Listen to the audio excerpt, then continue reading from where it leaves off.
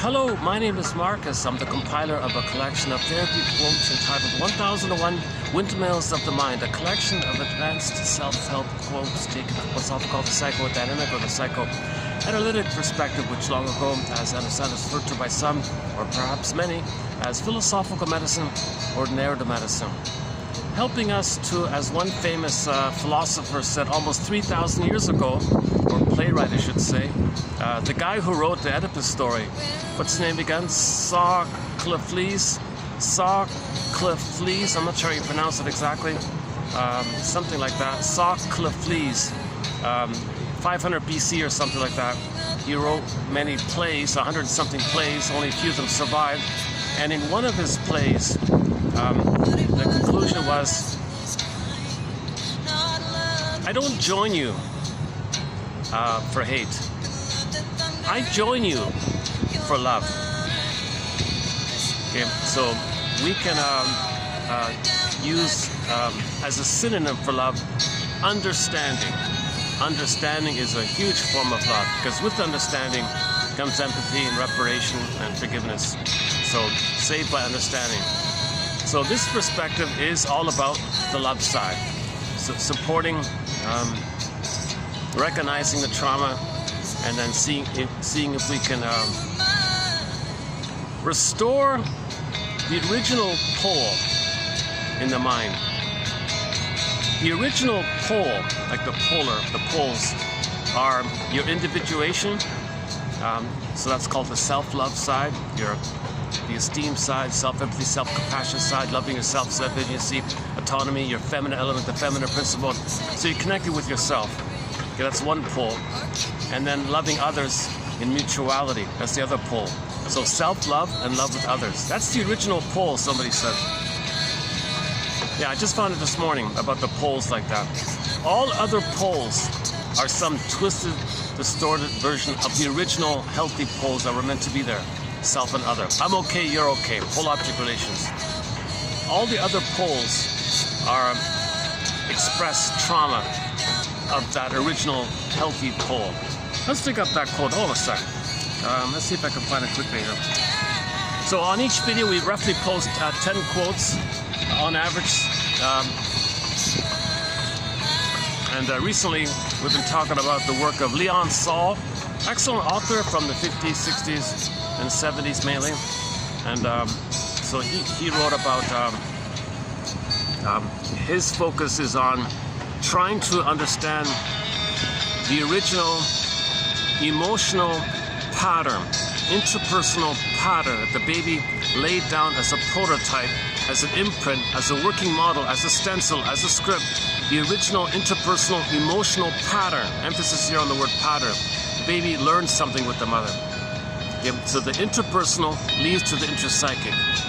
And this intrapsychic is going to influence the person in his life. Actually, our first quote here, so psychology, psychoanalysis is the study of all this. Masterson's abbreviation of it is psychoanalysis is the study of the internalization of interpersonal relationships. So the baby has an interpersonal, which is going to lead to a pattern. That's going to become internalized. The internalization, okay, as above, so below. What he learns is going to be recorded. Okay, now this internal working model, they call it, or schema, they call it, it's going to kind of reveal itself because you're going to see the world and perceive the world through the lens of that traumatic lens. So you study all this, right?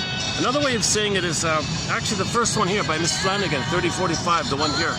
So if you click the more link here in this video, the first one here says psychoanalysis, sometimes called object relations theory. Object relations theory is based on the belief that all people have within them an internal, often unconscious, world of relationships that is different and in many ways more powerful and more compelling than what is going on in their external world of interactions with real and present people. See, you're not really enjoying the present. You're being driven more by the prototype. And if there's a lot of pain there, you're going to distort the present because you're still dealing with an unfinished business, unresolved issue, a lot of pain there. When you get out of the pains, repetition, compulsion, you want to recreate seeking a better outcome, but the present isn't a past. But the recording of the trauma is in a part of the brain that doesn't know time is timeless. So in the timelessness aspect of that survival brain, the visceral brain, the limbic nervous, automatic nervous system, it's recorded there. Simply said as the body remembers, the body keeps the score, every body tells a story, mysteriously to the mind and body. Okay, that part of the brain that doesn't know time. And there's a wiring there, there's a like a loop in there or something. And it was a recurring pattern that was painful. He wants a better pattern, he wants a normal pattern, a healthy pattern, because with that painful pattern, he had to sacrifice his development. His authentic self is meant to be a part of him. His budding beauty called the emerging self is meant to be a part of him and emerge within him, be a part of him. That froze him, flash frozen. Arrested development, stunted development, developmental arrest. So his emotional body goes flat. Yeah, the jargon is flat affect, symbolized in the Maiden King story with the pin goes in the collar. Under the collar, the emotional body goes flat, called flat affect. In ancient times, 3,000 years ago, they would call it, back to 3,000 years ago, they would call it athymolexia, no feelings for your words. In modern times, we call it alexithymia, no words for your feelings. A quick image, another image of this motif is in one version of the motif found in the Snow White story. Snow White, or the princess, is in a glass coffin like that, and she's awake, so meaning she can see through the glass, but can't feel into the world. The metaphor means the person can function in the world, they understand the world, they can drive a car, pay the bills, but they're not feeling in the world because of the glass wall like that. Similar idea with the pin and the collar. But we live to the extent that we feel embodied. We live to the extent that we feel at home within, called our embodiment, a feminine principle. It's our soul. It's our soul. The aliveness and feeling real and alive in the body, it's called the soul, the shrinks will call it. Okay. So this soul is also called the feminine element, the feminine principle. Hence the civilization of the feminine is the princess. So in the fairy tale showy trauma with the princess, she's locked in a tower. Okay, Miss Core gets pulled down, Echo turns to stone. Okay, it could be far off away. Sometimes the princess morphs into a bird and flies away, or morphs into a fox and runs away. So meaning we don't have access, we don't feel real and alive because the aliveness side is exiled. So the princess is exiled. She's locked in a tower like Rapunzel kind of thing. So that means, that's what that means, like that. A powerful image, I think, which the Disney film Inside Out 2 refers to, is the chasm scene. In the Inside Out film, Disney's film Inside Out 2, 2014 film, there's an image in there called the chasm, the sarcasm. So the earth, there's a crack in the earth. Okay, the metaphor means there's something like a fault in the earth.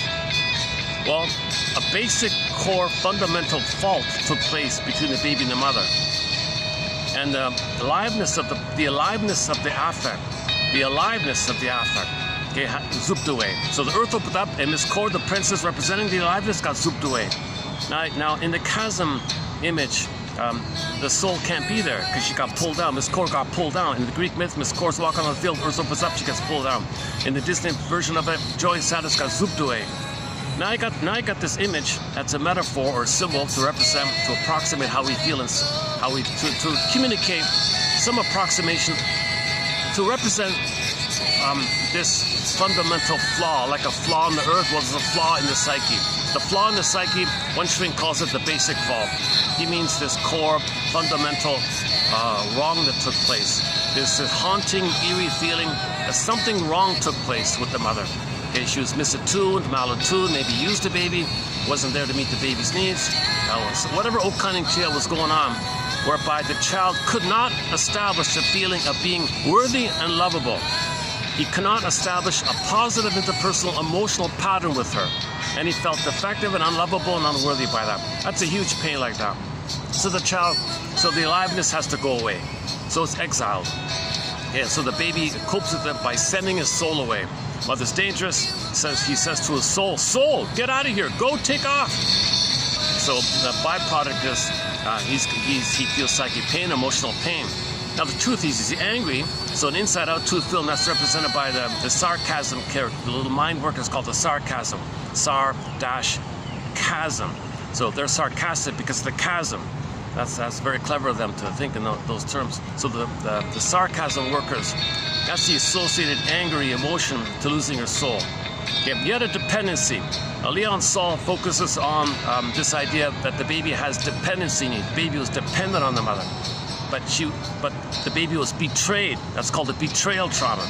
Okay, relational trauma, attachment trauma, interpersonal trauma, developmental trauma, weaning trauma, strain trauma. The betrayed, a huge betrayal.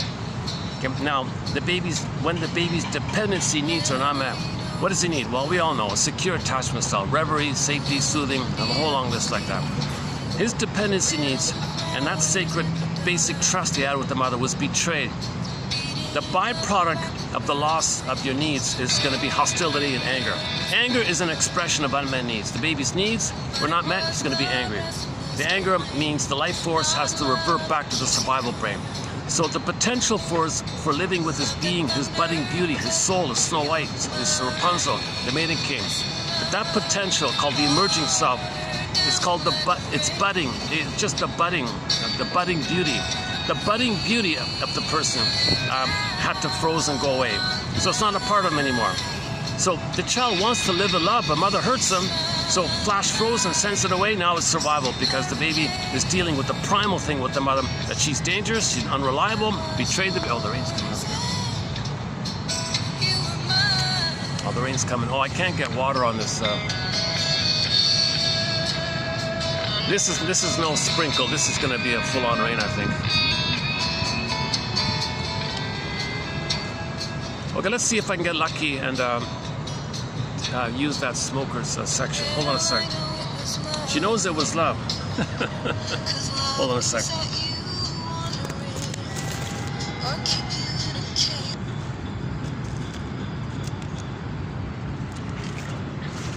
Give me 5 minutes to find another spot here. Unless by chance it's gonna suddenly... Oh, hang on. Oh, wait a minute. Well, maybe it was just a drizzle. Is it still raining? Yeah, give me a sec here. Let's see what's happening here. It's hard to predict. Sometimes it'll just like be a full, strong shower, or it'll just a little drizzle kind of thing. What do you think? What's your prediction? Is it gonna... Hard to tell, right?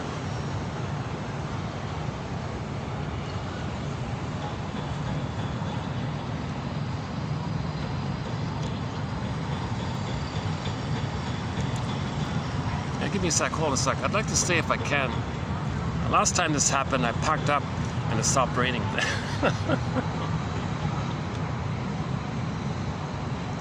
They were predicting heavy rains today, or rains today or something.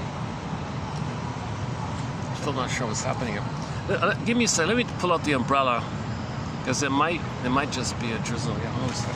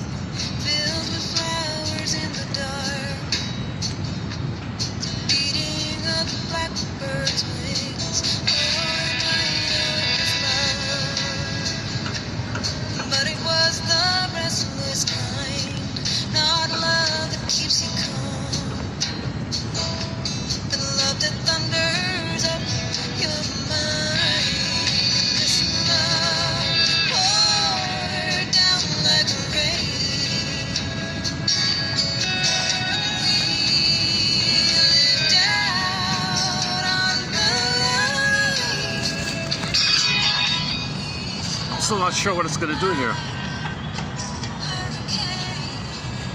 Yeah, it might just be a...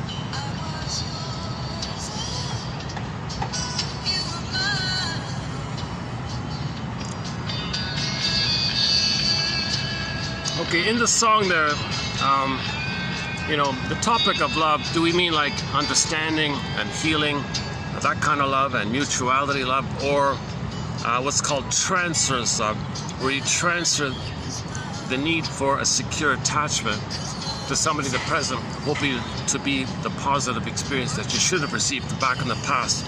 It's dysfunctional because nobody in the present can be your mother in the past, so you're going to be disappointed again. And the reason we're disappointed again is because we're trying to know that we were originally disappointed. So we recreate the disappointments in a process known as repetition compulsion to get our story, to get memory and feeling. Memory and feeling. When we get memory and feeling, we stop repeating. We repeat in search of memory and feeling. Once we get the memory and feeling, we can stop repeating.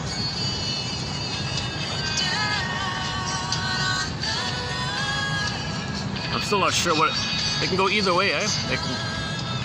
Maybe it's just barely holding up. Okay, let's hit the pause button on the music here.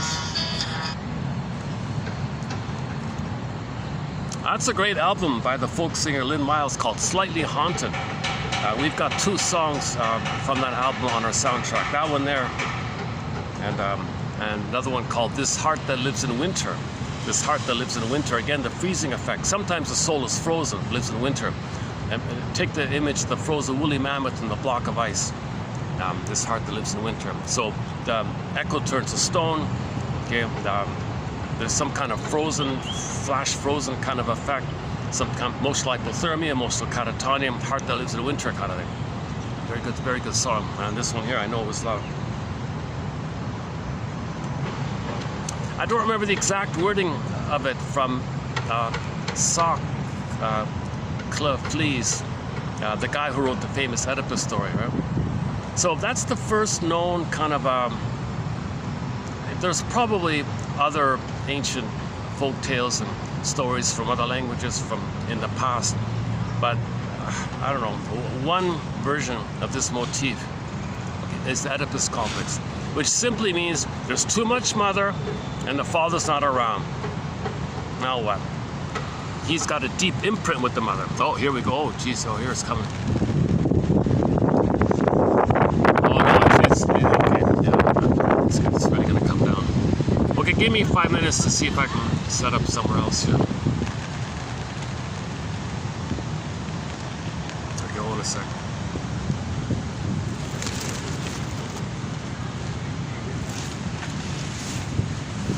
Oh, there goes my umbrella. Oh.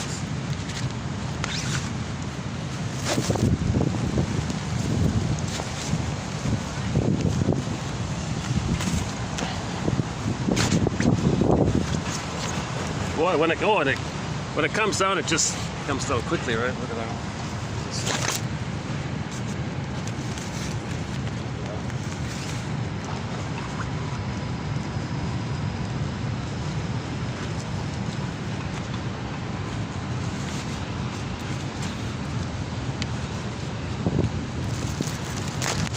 Are we doing okay with the? Uh-oh, what happened here? It's all blurry. Oh no. Okay. I can't get water on this phone. This is really vulnerable. It's kind of a little exposed here. Hold on a second.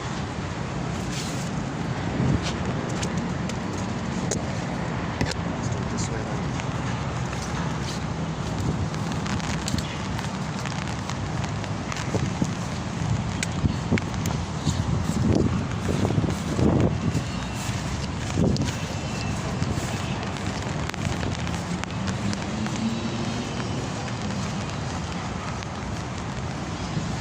Hopefully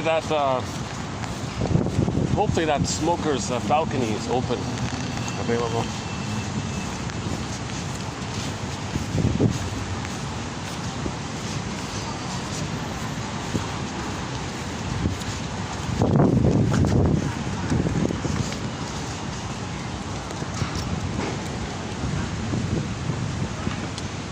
The other option is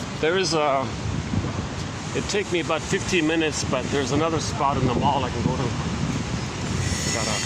Gotta pay a fee for that one.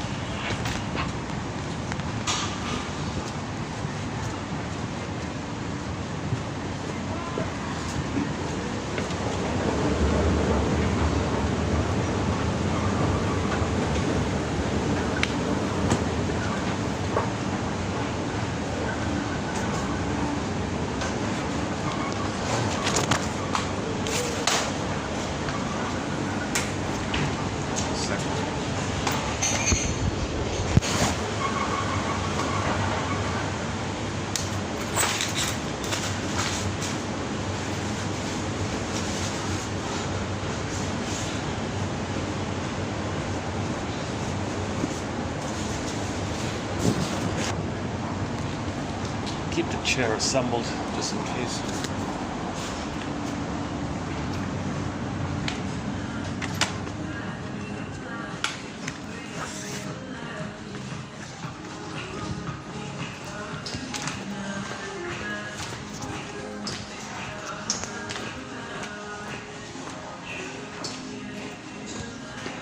Okay, so Saul's way of putting the issue, the presenting issue, is that the child didn't develop a positive, interpersonal, emotional pattern.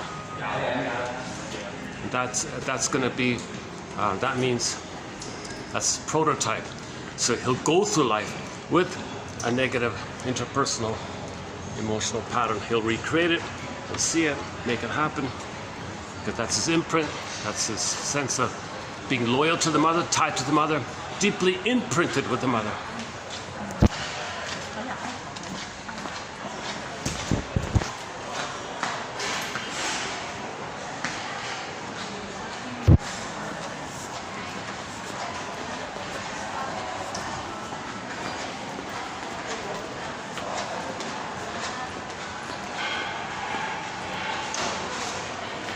So back to Sophocles' famous Oedipus story. Whoops.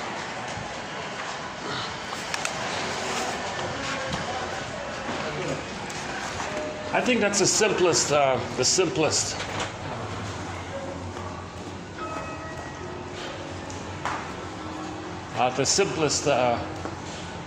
way of describing it is. Let's see, are we lucky here? Oh, potential.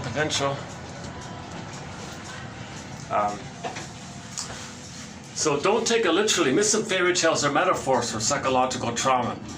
So these playwrights were basically just piecing together, piling up together the motifs that the storytellers have been telling for the past 10,000 years. So finally people are writing it down, kind of like the Grimm's, with the fairy tales. So some of these playwrights did a similar kind of thing.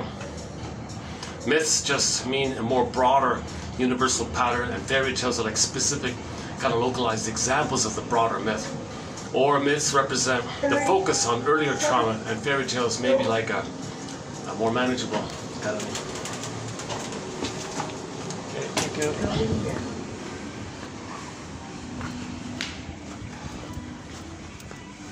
Oh, it's closed off. Oh no. Oh, son of a gun. Can I get in here? Oh, it's just a curtain. Okay, I think it was okay. Should be okay. Oh, I better get permission. Oh, that's just for the cooling. Oh, okay, I think it's okay. Last time she said it's okay.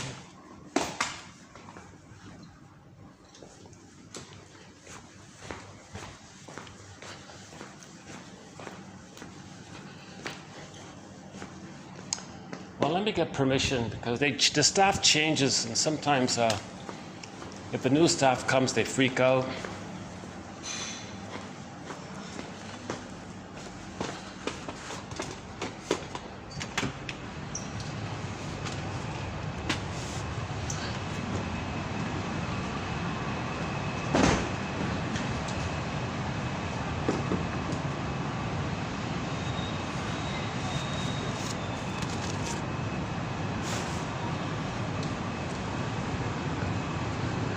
What's this deal here? Is it raining or not?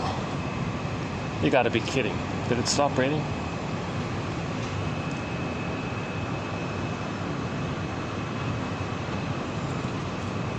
Boy, oh boy, I wouldn't be very good as a weather forecaster. No, it is raining. Still raining. Yeah.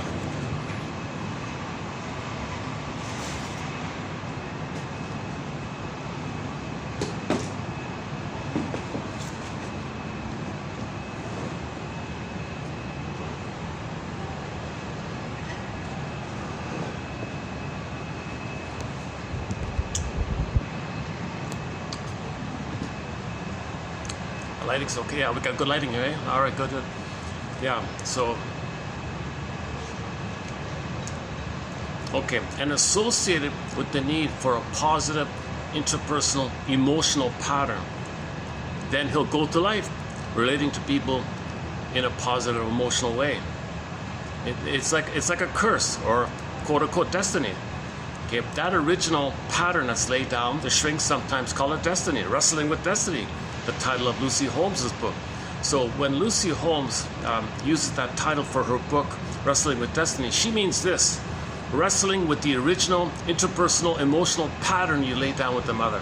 Wrestling with that, those cards you were dealt with, that curse, that destiny, okay, that you're wrestling with that. Okay, so you got to identify it, of course. How can you wrestle with it if you can't even identify it? So you got to identify it, and then you wrestle with it. Menninger's way of putting it is, you want to shine a light on it so you can see the threads, loosen things up, identify it, then the threads loosen up. Then now you have options to create new tracks, new patterns, and then you can dehypnotize yourself, decondition yourself, and create a new synthesis, a healthier synthesis, moving towards the healthy pole within of love for self and love for others, thou, person to person, mutuality. That's the original pole that's supposed to exist. Okay, you're at home within, and you can have interdependency with others, and you don't lose yourself in fusion. You don't lose yourself where they're going to be a mother or you're the mother and they're you and you shame them. You don't lose yourself in the folie droit, where you transfer the problem with the mother to people that are present, and the other person transferring their problem with their mother to you in the present, and you got this madness like that. So you don't want this madness, and that takes place with unmet fusion, unmet oneness, unmet needs from the nursery. That's the madness. So that pole, the disturbance of the healthy pole, when it's like that, you can call it emotional sadism, emotional masochism, because the mother was the sadist and the child was the masochist. And it's going to flip around like that. So that's why dysfunctional relationships are often referred to in emotional, in terms of emotional sadomasochism. So the mother might be cruel to the fellow, he takes it, or vice versa. So that's that pole of so that's an example of the disturbance of the healthy pole. If the relationship is sadomasochistic between a couple, okay, that's a disturbance of the original healthy pole that's meant to be there. Your love for self, love for others. Let's take that one up. I just found it literally just before coming out here. Luckily, let's dig that up here. It's going to be in 3062. I just by chance came across an article from an older book, there's a 1962 book called Psychoanalysis and Human Relations, or Psychoanalysis and Human Relationships or something. It's just a collection of articles from other authors. And one of them in there, she mentioned that, grabbed my attention here. Yeah, here it is here. As Franz Alexander has averred. Okay, so she's talking about a famous shrink from Hungary, a guy named Franz Alexander. A lot of shrinks came from Hungary. Margaret Mahler, Franz Alexander, and many others. Okay, as Franz Alexander has averred, psychoanalytic re-education. Okay, she calls it re-education. Saul calls it deconditioning. Another guy calls it dehypnosis. She calls it re-education. Okay, as Franz Alexander has averred, psychoanalytic re-education is based on a corrective emotional experience. Now that phrase is often used in self-help books. You see it all the time.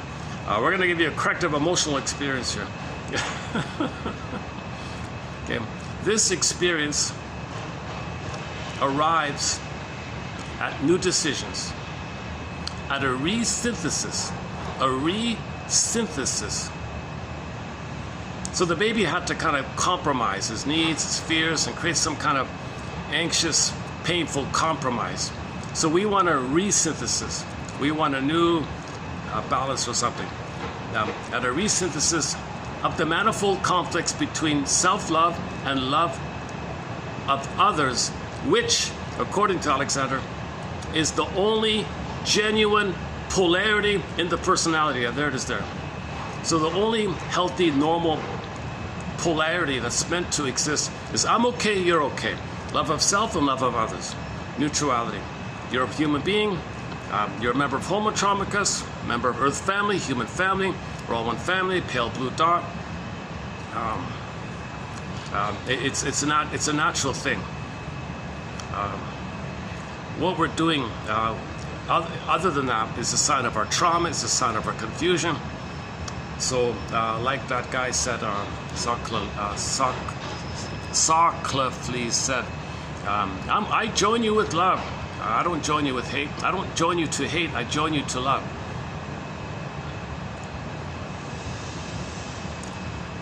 Again, as Franz Alexander has averred, psychoanalytic re-education is based on a corrective emotional experience.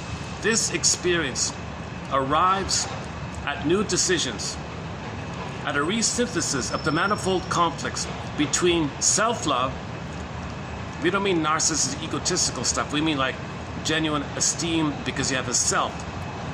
Self-esteem means you have a self. Like authentic self-love means you have a self, and you have self-compassion, and you have a connection with yourself. So you have self-agency, and you have your feminine, you have your embodiment. That's you're at home within kind of thing. So we're meant to feel at home within, and then you see others as people. And you might be wounded. No one's perfect. You're wounded. He's wounded. We're all members of Homo economicus. So all in family. So the re-education, okay, is based on a corrective emotional experience. This experience arrives at new decisions, i.e., at a synthesis, a resynthesis, a reworking, a deconditioning, a dehypnosis, and a resynthesis of the manifold conflicts between self-love and love of others, which, according to Alexander, is the only genuine polarity in the personality. As he writes, quote, many of the antitheses, such as emotional sadism, emotional masochism. Okay, so the bully and the one he's bullying. Okay, so that's frozen child, freezing parent. The mother was the sadist, the child was the masochist, and you're kind of stuck in that kind of prototype, that stencil. So if the child's abused, he's the masochist, and the mother's the sadist. But when the mother's the sadist, it means she was abused and she was the masochist, and she identified with the aggressor, became the sadist. And so things can flip around like that. That's a perversion of what's supposed to take place. So that's a perversion of what's supposed to take place. What's supposed to take place is the genuine polarity of love of self and love of others. I'm okay, you're okay. Okay, and all the other polarities that we hear about, okay, similar idea. I won't list them here.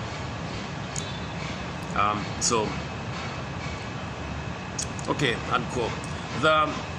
The conflict between self-love and love of others, or in classical terms, the conflict between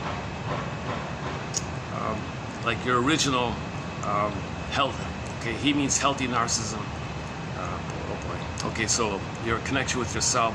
Sometimes there is on occasion shrinks might use the word narcissism in a positive way, but 99% of the time we mean it in a negative way. So in this context, he's using it in a positive way. So let's paraphrase this here. In the conflict between I'm okay, you're okay, in ancient terms was, okay, whatever. Okay, let's forget about that.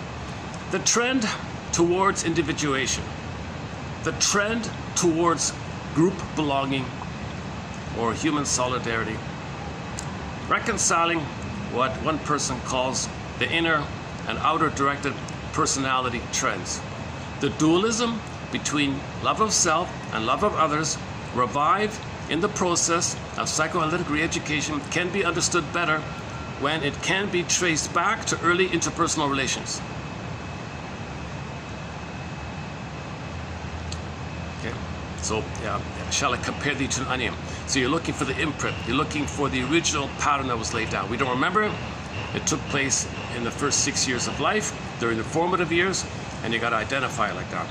The human infant is not born as an independent individual. His dependency lasts longer than that of any other out there. Due to this prolonged dependency, we can observe a partial continuation of the prenatal symbiosis between mother and infant described by Mahler, among others. The symbiosis also binds other family members, the father, the siblings, so closely together. So the others around, the family members are around the mother and the baby and you have this web, this network like this. Okay? Without some form of this kind of embeddedness in genuine family affection and tenderness, the baby could not survive and develop a healthy balance between dependence and independence.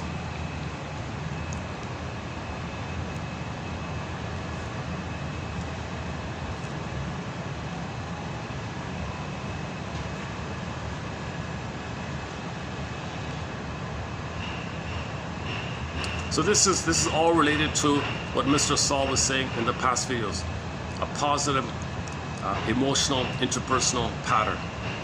That's going to take place if the mother and the baby have a positive relationship, and that'll be supportive because the mother, the wife, and the husband have a positive relationship, and you got this little family kind of positive, happy family kind of thing. That'll lead to the child growing up with I'm okay, you're okay. If that's all failed, then he's not going to have that. He'll be neurotic, and then, like Saul was saying, if you got, it's going to be problematic in society if you have too many neurotic people like that.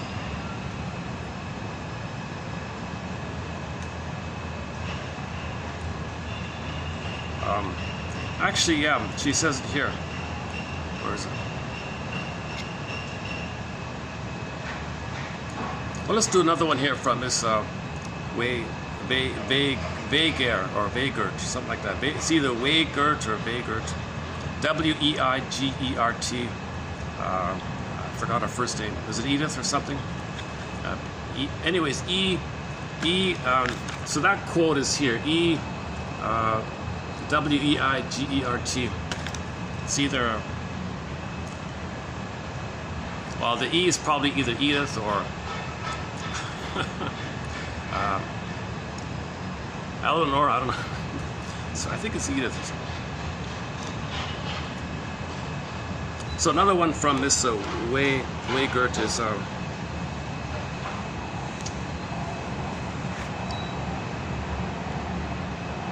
as follows. After decades of submission, the client was inclined to defeat authority by defeating himself, and now disappointed the analyst by failing to cooperate under the disguise of hypocritical submission. Okay, so some people are so angry at the father, and they want the father to fail. They go to therapy, and they want the shrink to fail. So he fails in the process to make the shrink fail. He's got to fail because if he fails, the shrink fails.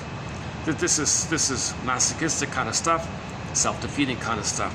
When gradually it became clear to the client in corrective emotional experience that he was not being forced into any mold.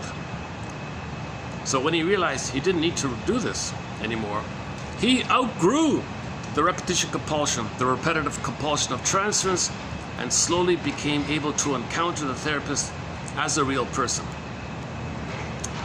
He learned to look at the tragedy of his parents and at his present-day interpersonal involvements from not only the viewpoint of his personal frustration at being exploited, but also with an understanding of his parents' and wife's clinging to him with the plea for redemption.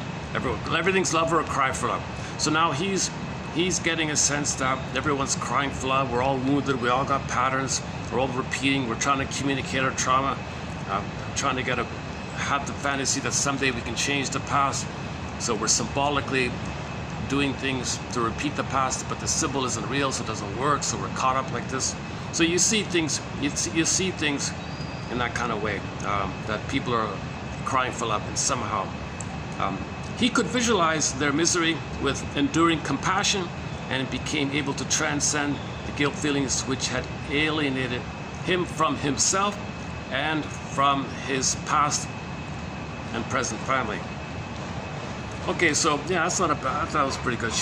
So when the person realized there's no need to repeat the script, there's no need to repeat this destiny, there's no need to, it's dysfunctional to replay the same thing with the mother in nursery with everybody your whole life. But he was doing that. When you realize you don't need to do it, you're kind of free a bit. You're kind of like, you mean I don't have to do this? See, the part of the compulsion of repeating is your loyalty and tie to the mother. You're clinging to mother's apron strings. She hurt you, you're clinging and clinging. You can't let go. The clinging and clinging means that painful emotional pattern you replay because you're clinging to the apron strings.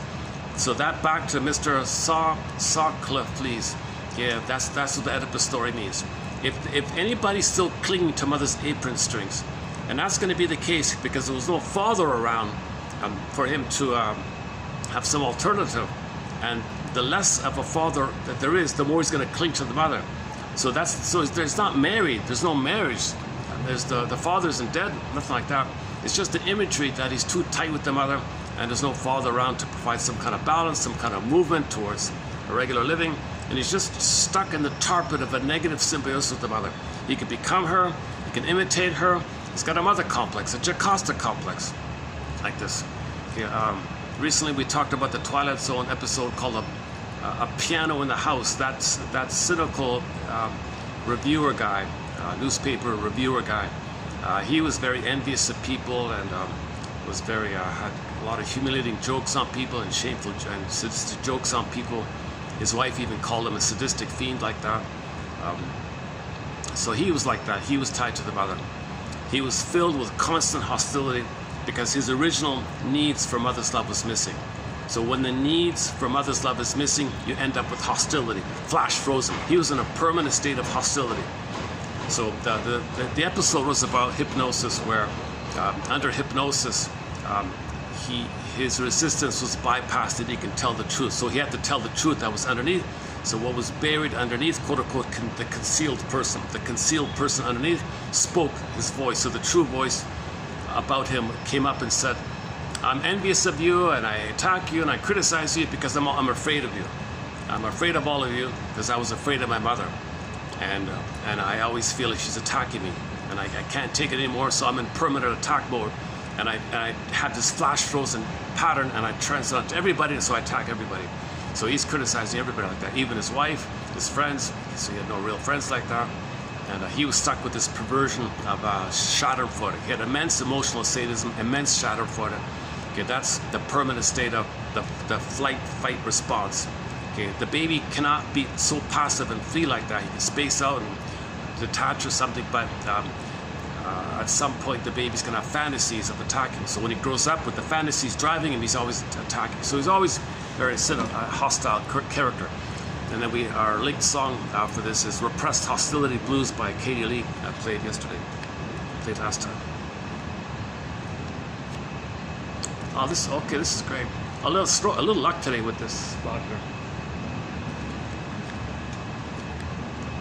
Okay, if it's not raining, when it's 5 o'clock, I'll do the honorable thing and buy a drink up there and pay my way here, kind of thing. Let's see, what time is it now? Okay, it's 3:11 here. 3:11. Okay.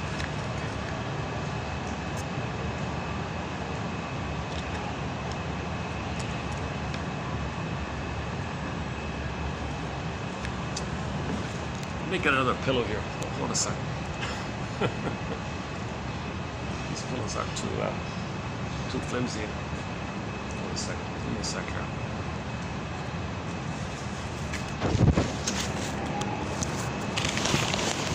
Oh, the blue jay. Can we get the blue jay in here? The bluebird of happiness.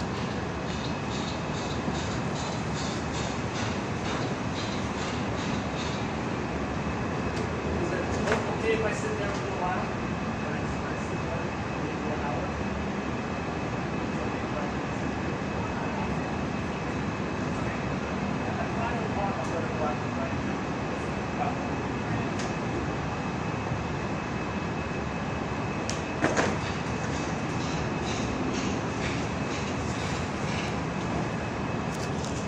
Oh, good. I got the reconfirmation. I'm okay here. Okay, good.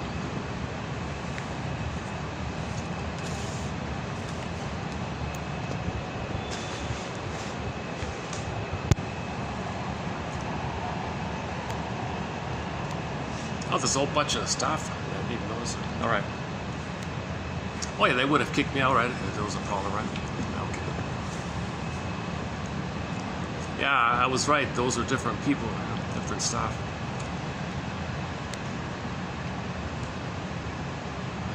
Okay, let's continue. So let's continue with our preview of Miss Weigert's quotes here.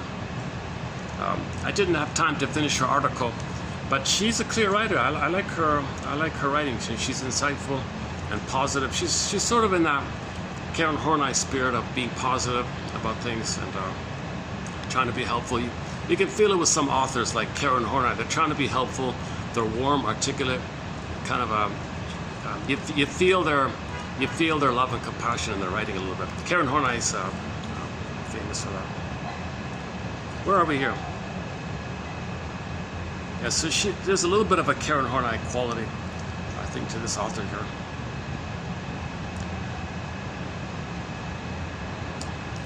Where is it? Where are we here? After decades of submission. Oh yeah, the script, right? So this client she's talking about has what's called fiery revenge. Okay. He's willing to sacrifice his happiness, blow his chances for autonomy, and oh, we lost the lights here. Oh, power failure, power out, huh? Are we still recording? Yeah, okay. I've got a battery in the phone. What am I thinking? Okay. So the example we posted maybe 2 months ago on the fiery revenge topic was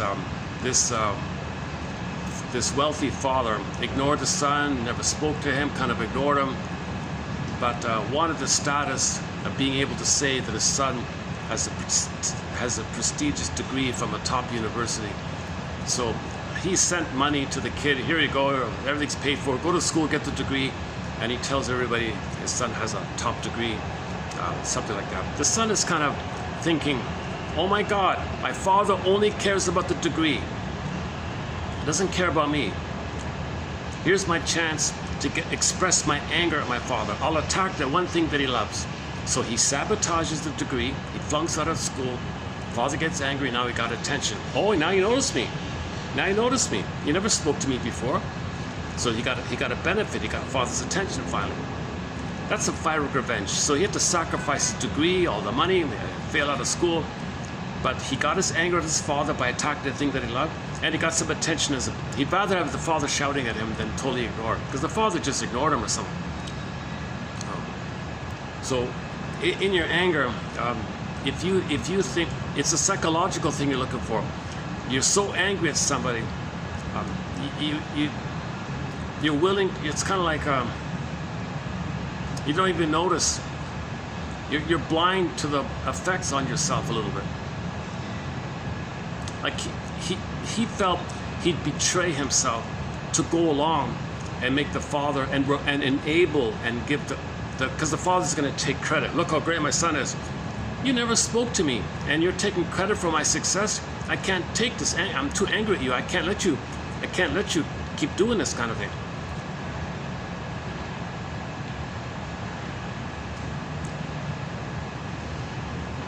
In the TV show, the other example we have is the TV show Nashville. The couple broke up. The guy was moping around, and the ex-girlfriend said, "Look, don't try to punish me by hurting yourself." Because he was doing harmful things, trying to make her feel guilty, express his anger at her like that. So she didn't fall for it, kind of thing. I remember a third example. There's a third example we posted. I don't have it at the moment. Oh, look, lost the power. Still no power. Oh, but the fan is working, eh?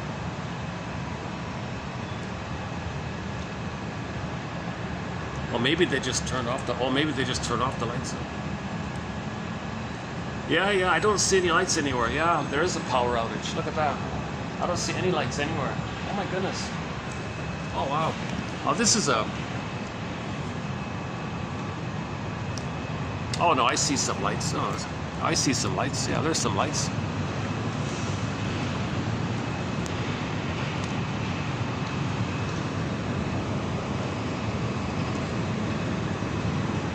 Still raining, yeah.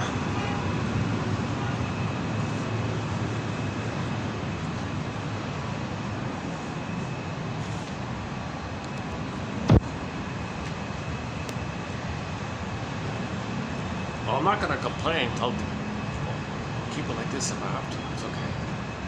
We have enough light here. It's okay, right? The lighting's still okay? It's enough here.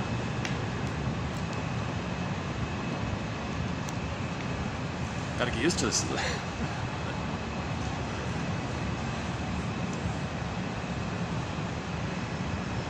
I'm trying to think of that third example. Like on this.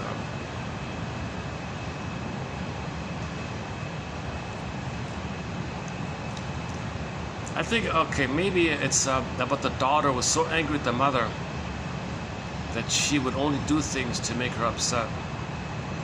And she didn't care about the effects on her. I forgot the example of it.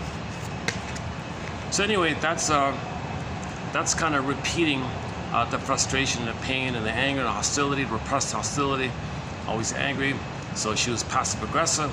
So passive aggressiveness would tie into this, because a lot of people can only express their anger in these covert kind of ways, these hidden covert kind of ways. Like the son flunking out of school, that's a passive aggressive kind of thing to do, because he doesn't want to do what the father wants, doesn't want to cooperate with the father, doesn't want to do what the father wants anymore. So he flunks out. That's a passive aggressive thing to do. And at a huge cost to himself, that's called Pyrrhic revenge, or Pyrrhic victory or something. It's a psychological win, he thinks, in terms of his constant battle with the mother transfer onto the father. He's angry with the father because the father was never around to protect him from the mother. The mother's too engulfing and demanding, and the father was never around, so he was angry at the father for never protecting him. Father, please protect me from this clinging, demanding, abusive mother. I need you around to break free from her, and you're never around. I depended on you. You betray me, she betray me, you betray me. You were like my last hope kind of thing. I'm so angry at you for not saving me. And you can't be angry at the mother because that attachment theory. Attachment, he's got to have an attachment. He's protecting the attachment. So he's angry that he couldn't have a father as an alternative attachment to break free from the mother like that. It's a developmental process. So the baby imprints onto the mother. If it's okay, he can naturally move forward. If it's a little problematic, he needs the father around to facilitate moving forward. If the father's not around, if the mother's healthy, the child will move forward on its own because he can connect with other things out there to help move forward. But traditionally, the father is the introduction to the world outside of the world of the mother. Famous 2 people to 3 people psychology. So if the father's kind of missing, like in the Oedipus story, then he's tied with the mother, married to mom inside. It's psychological incest, they call it, married to mom like that. So he's married to mom, so he's got a problem.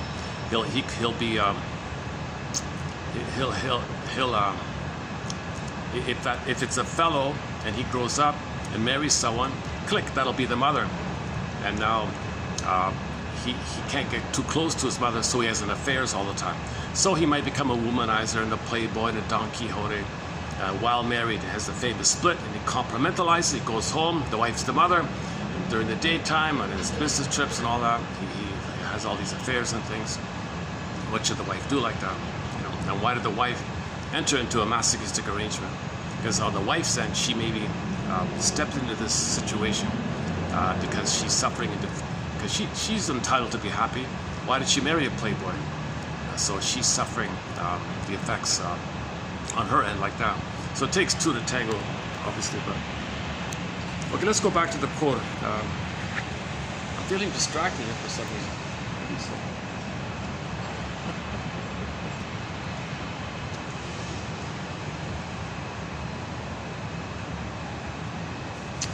Okay, let's just get used to this. Too bad I couldn't open those curtains. No, I'm thrilled. I'm lucky to have a space like this. This is one of the nicest setups I can find to do a video around here. For the longest time I didn't know this existed.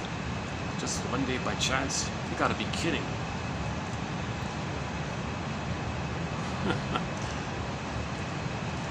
I gotta confess, these guys have been, this hotel has been very kind of friendly. When originally I did a few videos in a beaten up, old, rundown meeting room that they were using. The guy said, okay, you can use it for a while, not forever, just for a short time. So I did some very good videos in this nice old beaten up room. Then they renovated it and had to go out and all that. Now I found this one here. Okay, enough about logistics here. Let's go back to the quote, the more important thing. The material that's enduring, that's going to last. So this was written in the 60s. Here we are talking about it 60 years later, right? 65 years later.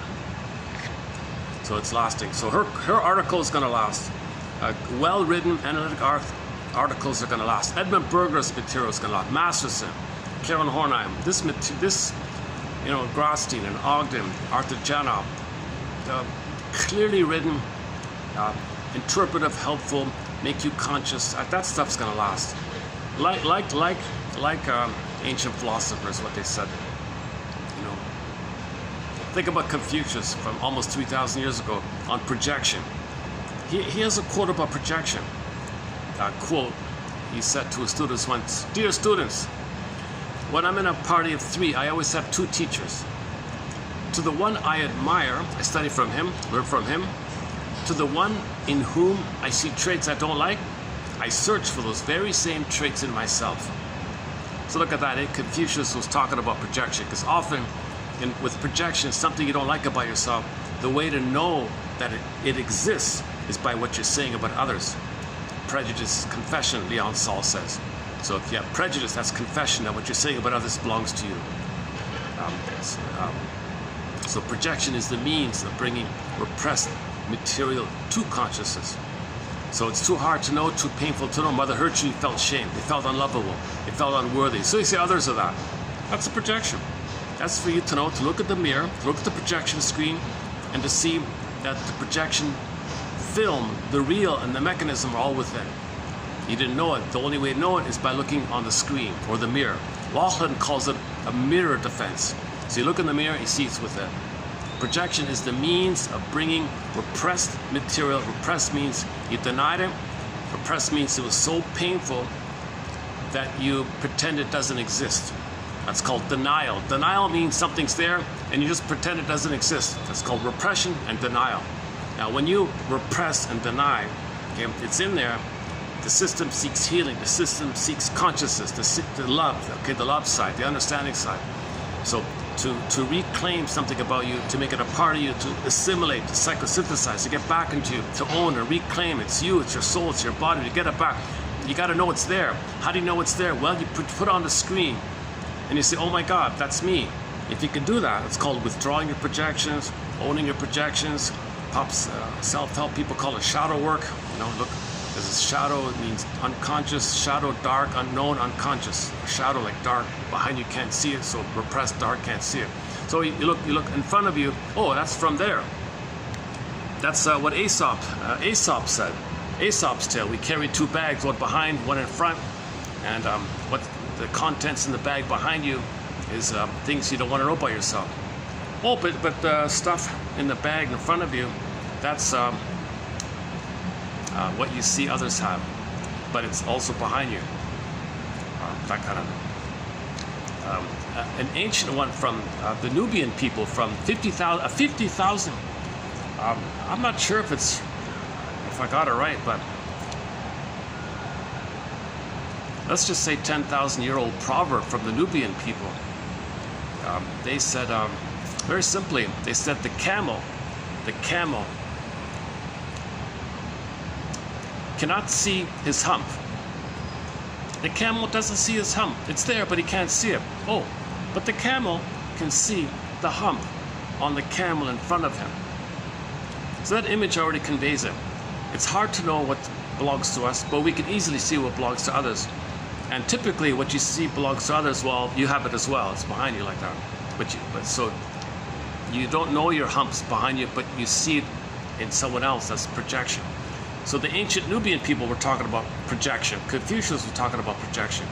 And this psychological mechanism has been conveyed in a variety of ways. And I like Laughlin's one. It's called a mirror defense. So defense means it's too painful to know it. So you put it into the mirror, but look in the mirror, it's within. Or just simply the idea of a film projection screen. So inside you, there's like a machine, like a film projector thing. Okay, so the mechanism, the machinery is within, the activities within. Okay, so imagine like those old reel-to-reel projection films, like in the old theaters. They had the film on the reel like that. Yeah. So that's the metaphors. That projection machine is within. You are the projectionist. The film is your contents. The contents about you. It's on the film. You're the projectionist. The projection machine is within. The contents within. You're the projectionist. How do you know what's on there? You don't even know what's on there, right? Well, look at the screen. Oh, it's on the screen. What's within? Projection. That's another good one, right? How about that one? A humorous one comes from another ancient Nubian. Was it the Nubian one? I think it's also the Nubian one. If the monkey could see his, you know what, A-N-U, fill in the blank, right? If the monkey could see, then he wouldn't complain about other people's messes. How did I go? Oh, I forgot the exact wording of it. If the monkey could see his stuff, his, you know what, is that right? The unpleasant side of him, let's say, then he wouldn't be so critical of other people's unpleasant side. So when you own something, you have understanding like that.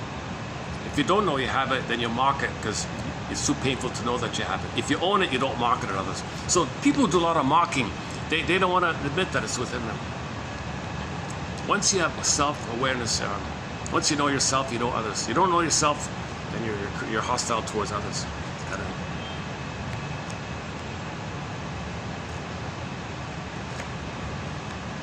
How are we doing here?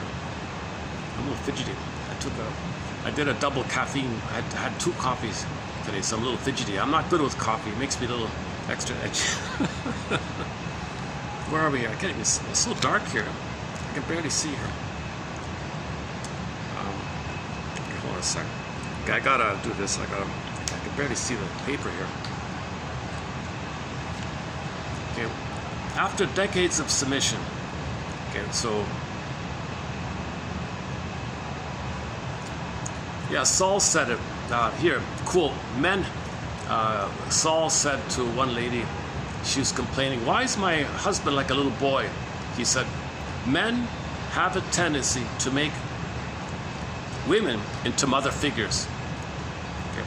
Because of the imprinting. The baby boy comes out, there's the mother imprint. So that's a pattern. So generally speaking, if there's too much intensity there, when they get married, there'll be because of the imprinting phenomena, he might see his wife as the mother. And no father was around. Again, back to the Oedipus story. Okay, where are we here? After decades of submission.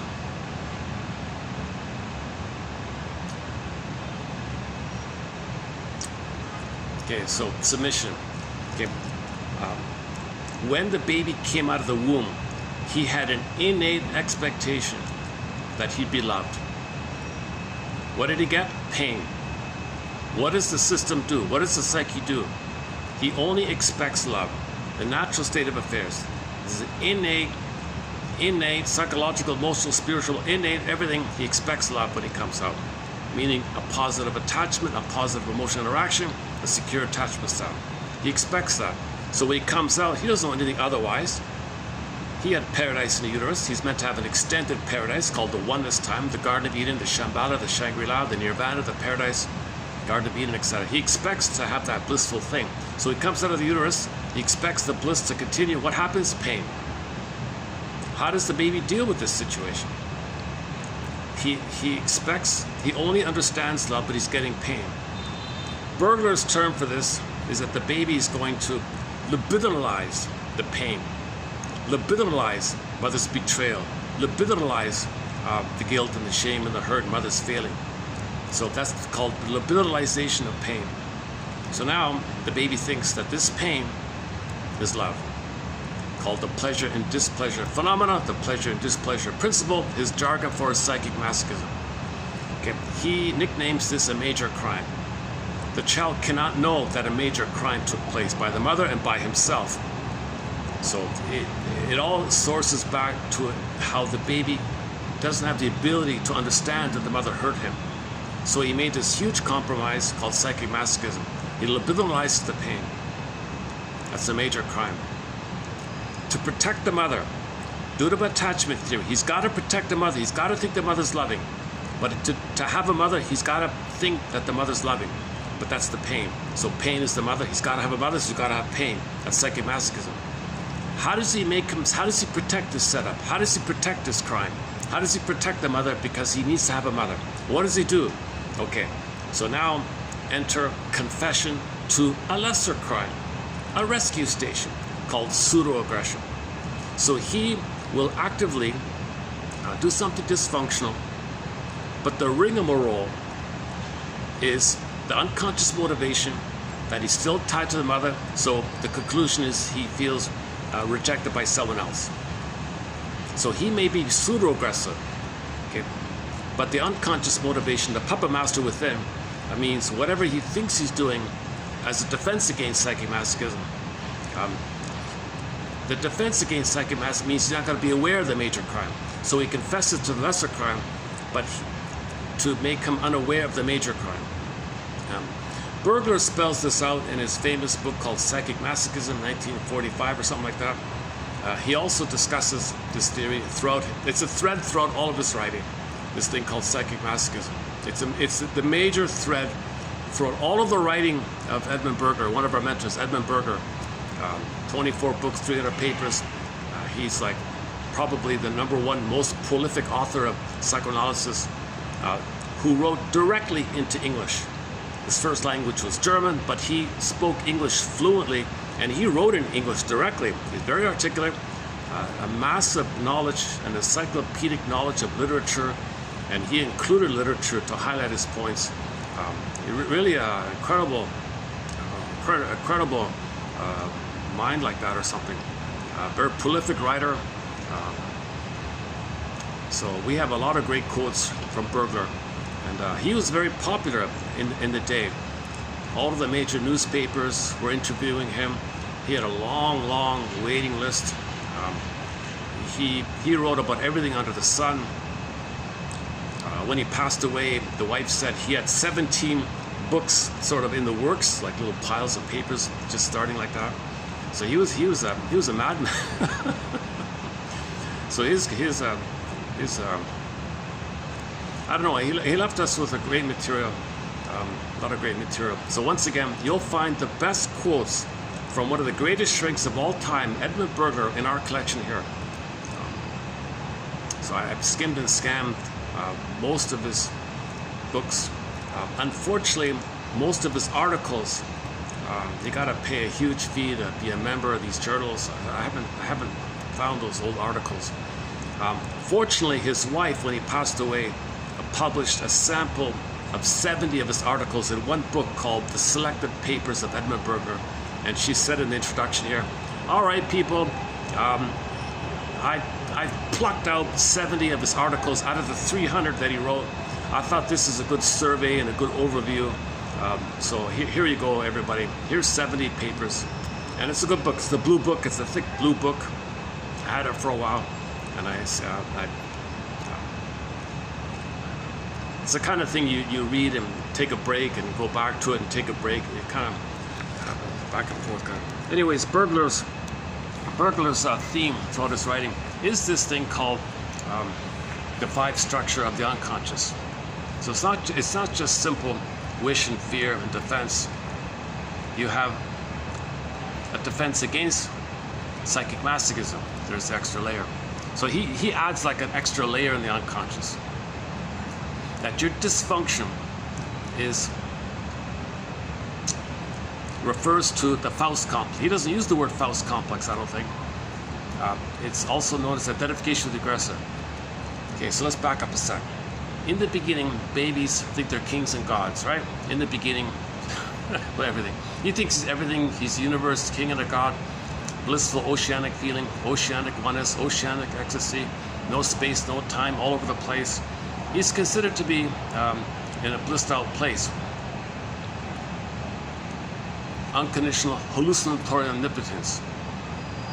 Omnipotence of thought. Whatever he needs, poof, there it is.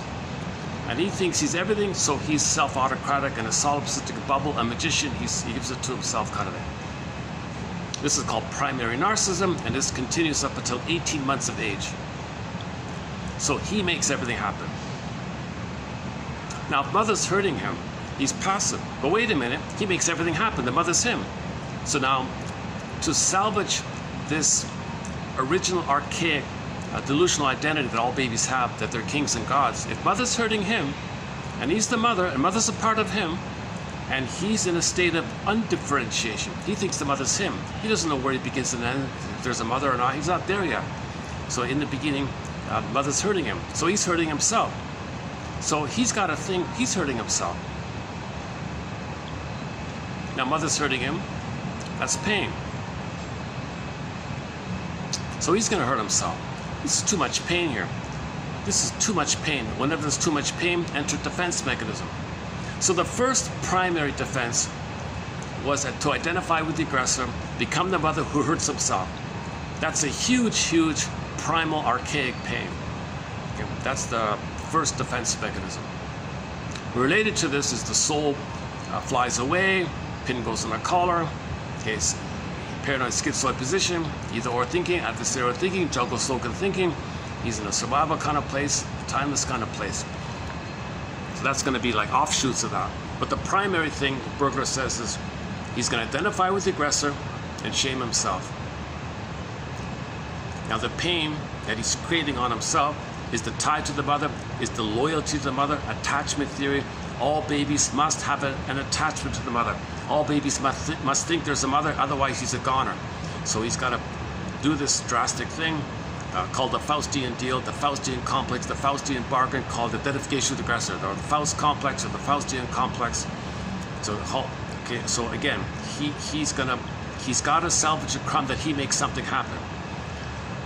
So instead of just being passive, that the mother's hurting him, rejecting him, using him like the wicked queen, maybe the mother wants to use the baby, the mother's not treating the baby like a human being, she's dignifying the baby, parentifying the baby, objectifying the baby, because the mother said, baby, I made you to find me. Mother, baby, you're going to symbolically fill in for my mother who's missing in my mind. The mother says to the baby, look, baby, I'm sorry, in my mind there's no memory of a mother soothing me. There's no memory of mother loving me and giving me a positive interaction. So I gotta have that. I'm in pain myself. So I made you to find me, so I'm going to parentify you. So you're going to fill in for my mother. So you're going to mirror me, and see me, and soothe me, and comfort me, and be there for me, so I don't feel alone. Give me supply, and attend to me, look at me. And the way she gets this pseudo mirroring is to hurt the baby. Sorry, baby, I got to hurt you, because I know if I hurt you, you'll turn to me. The more the mother hurts the baby, the more the baby will cling to her, and idealize her, and worship her. It's exaggerated. He even idealizes her. That's really tragic, that the more the mother hurts the baby, the more the baby's enamored with her. The reality is split off, that she's a monster and makes up a goddess. Oh, you think I'm a goddess now? Good. I can dump my hate on you, and you think I'm a goddess. Good. So she wants to get out her hate and be admired. Because the mother originally, when she was angry, the mother was supposed to tolerate the baby's anger and provide love. So she recreates this with the child. Meanwhile, the child's not being seen like this.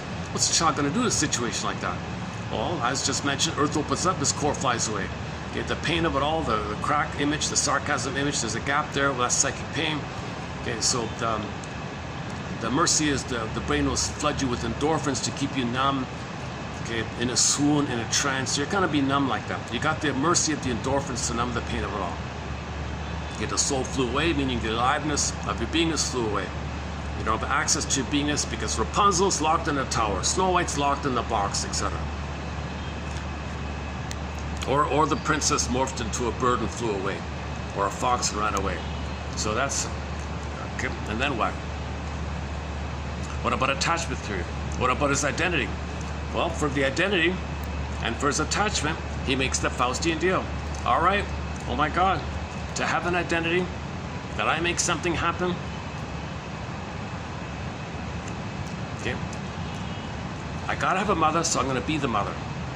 The only way to have a mother is to be her. Now, what's the mother doing? She's hurting me. So I gotta hurt myself. At least I did it. I hurt myself. There's my identity. So he gets his attachment needs met, and he gets his identity needs met. Now he pays a huge price for this. That's why it's called he's selling a soul like that. So he's selling a soul. He's got to reject his own soul to have an identity that he's a little king and a god, and he's one with the mother, and he's safe being imitating the mother. But he never has himself. He never has himself.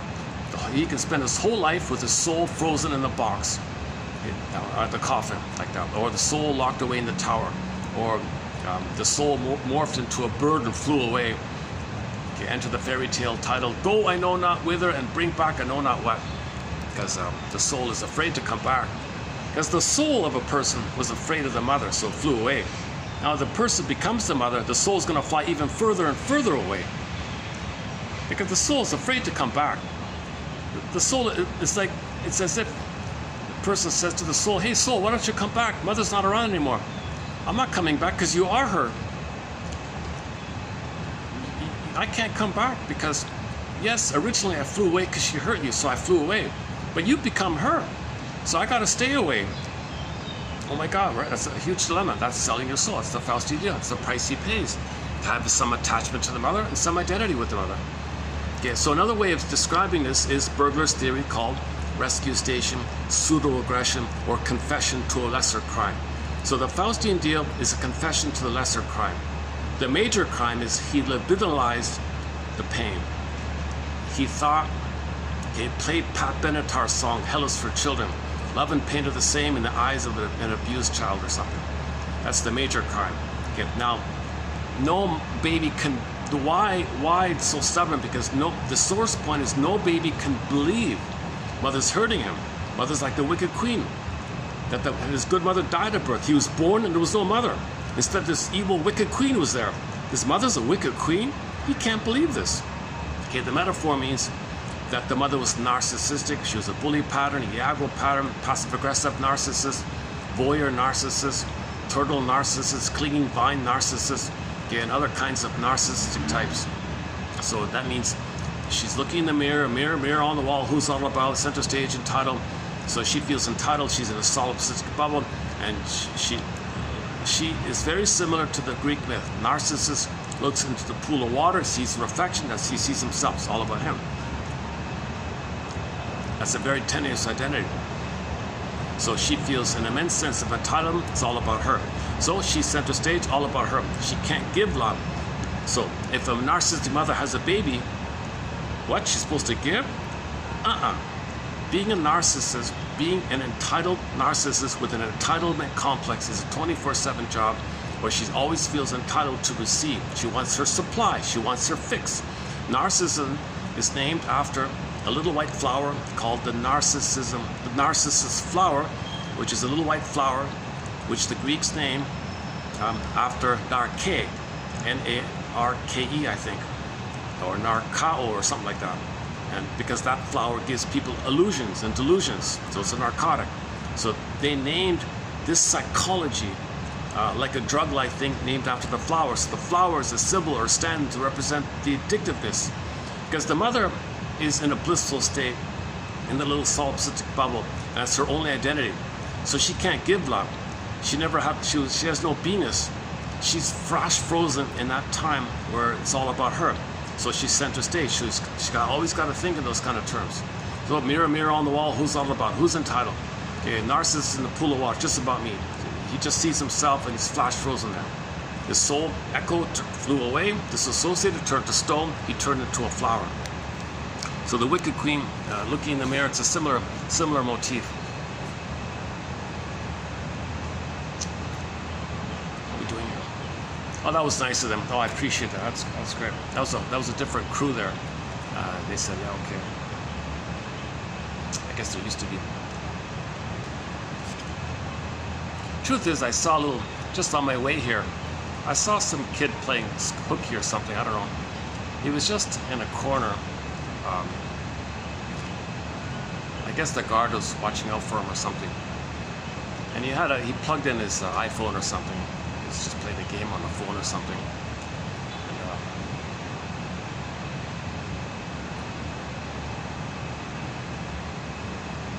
And, he seemed okay, right? Yeah.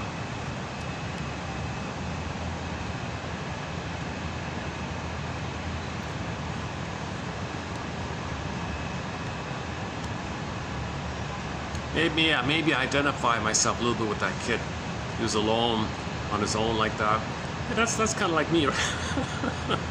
I'm like the adult version of that little kid I saw, just kind of in the corner, sitting on the floor, playing with his toy or whatever.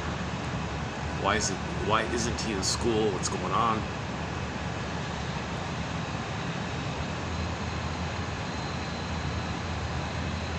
Oh, maybe the mother's shopping and she just let him wait there or something.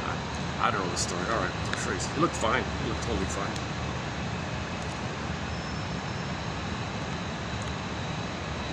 So the guard probably said, yeah, okay. So the staff there maybe are treating me in a similar way the guard was treating that kid, maybe a little bit like that. Okay, I'm off topic here. Let's stick to the helpful material that's gonna last you. Can I go like this? Oh, I've got a table here. My goodness. Let's use this table. Hold a second. I've got a table here. I'm not even using it. Oh, all right.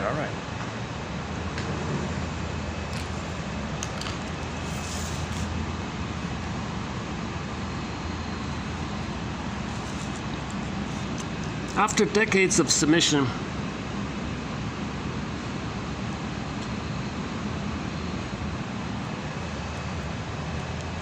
did I finish that point about the Faustian deal and all that? Oh yeah, so Edmund Burglar's theory about psychic masochism is sort of the red thread throughout his writings. And you can see him always updating it and working it through and trying to say it in a different way. He ended up with a courtroom metaphor. He ended up trying to convey this imagery that's more complex in the mind. So the metaphor was a courtroom in the unconscious. Now, in the unconscious, there's no normal logic. Right? So, first of all, like Alice in Wonderland, you're always guilty, kind of thing. Okay, so so imagine this. Imagine the soul is in pain. Calls a lawyer. Lawyer, please help. I'm always in pain. What did I do wrong? I'm always guilty of something. It seems I'm guilty. Okay, pause here. The baby's not guilty. No baby's born guilty or defective or wrong. No baby is born. That's man-made stuff. It's not natural like that. If he's hurt, then he thinks that. So if he's in pain, he thinks maybe he's being punished. What did I do wrong? If the mother doesn't love him, meet his needs, he thinks he's defective. Am I defective? I did something wrong by being defective. Yeah, that's called guilt. He tries to save the mother. He wants a good relationship with the mother. He'll try to save the mother. It doesn't work. He can't save the mother. No baby can save the mother, so he failed. He's guilty again. You put those three together, it's called unconscious guilt. That's like, those 3 points are key in the labyrinth of the guilt complex, which is one of the labyrinths in the main labyrinths of the unconscious before you get to the Minotaur, before you get to Medusa. Okay, so you got to get to these sort of preliminary labyrinths, the labyrinth of the guilt complex, to borrow a phrase from the film Spellbound. So he's not guilty. Yeah, on this point, we played the episode Shadow Play. I prefer the updated one. They did an original one and they did a revised one. It's a nightmare, kind of a Groundhog Day night. The guy has a nightmare. It's a Groundhog Day looping nightmare where he's always guilty. He has a nightmare, Father, you're guilty. Of what? He wakes up terrified. Same next night. The father sometimes plays the judge. You're guilty. Of what? Doesn't tell him. Some next night the father is the district attorney. You're guilty of what? Sometimes the father's the minister guy. You're guilty. You're a sinner. Oh my God. He has this nightmare where he's always being told he's guilty like that. So he's trying to confront this. And in every nightmare, he has a little progress, because as the story goes on, he tries to have the courage to muster up the courage to say, of what? What am I guilty of? He keeps saying I'm guilty of what? Similar to the motif. This motif is similar to that Franz Kafka story, the trial one. Okay, one day a guy is told he's guilty. The guy, oh my God, really, of what? They don't tell him. He's all in a panic. No one will tell him what he's guilty of. So he's always looking outwardly for answers. He's never looking inwardly. So the whole story's about him in a panic around, what am I guilty of? And that's a metaphor that we feel unconscious guilt. We don't know why. So that's something got to face. So we're not guilty. That's nonsense. Whenever the mother says to the child, "Don't touch that," he thinks, "I'm no good. I'm guilty." Baby's confused their doing and their being. So that's part of it as well. So the mother simply says, oh, don't do that. Oh, don't be me. I'm defective, I'm wrong, I'm guilty, I'm shameful. Oh, the mother just said, no, please don't do that thing. But the child's interpretation is don't be me. He can't parse out his doing and his being. So mothers are meant to make it clear that she doesn't like what he's doing, but she still loves him. But if she doesn't say that, he interprets that she's rejecting him. That's also an added factor in the labyrinth of the guilt complex. How do we get to that? How do we go on that tangent? Psychic masochism.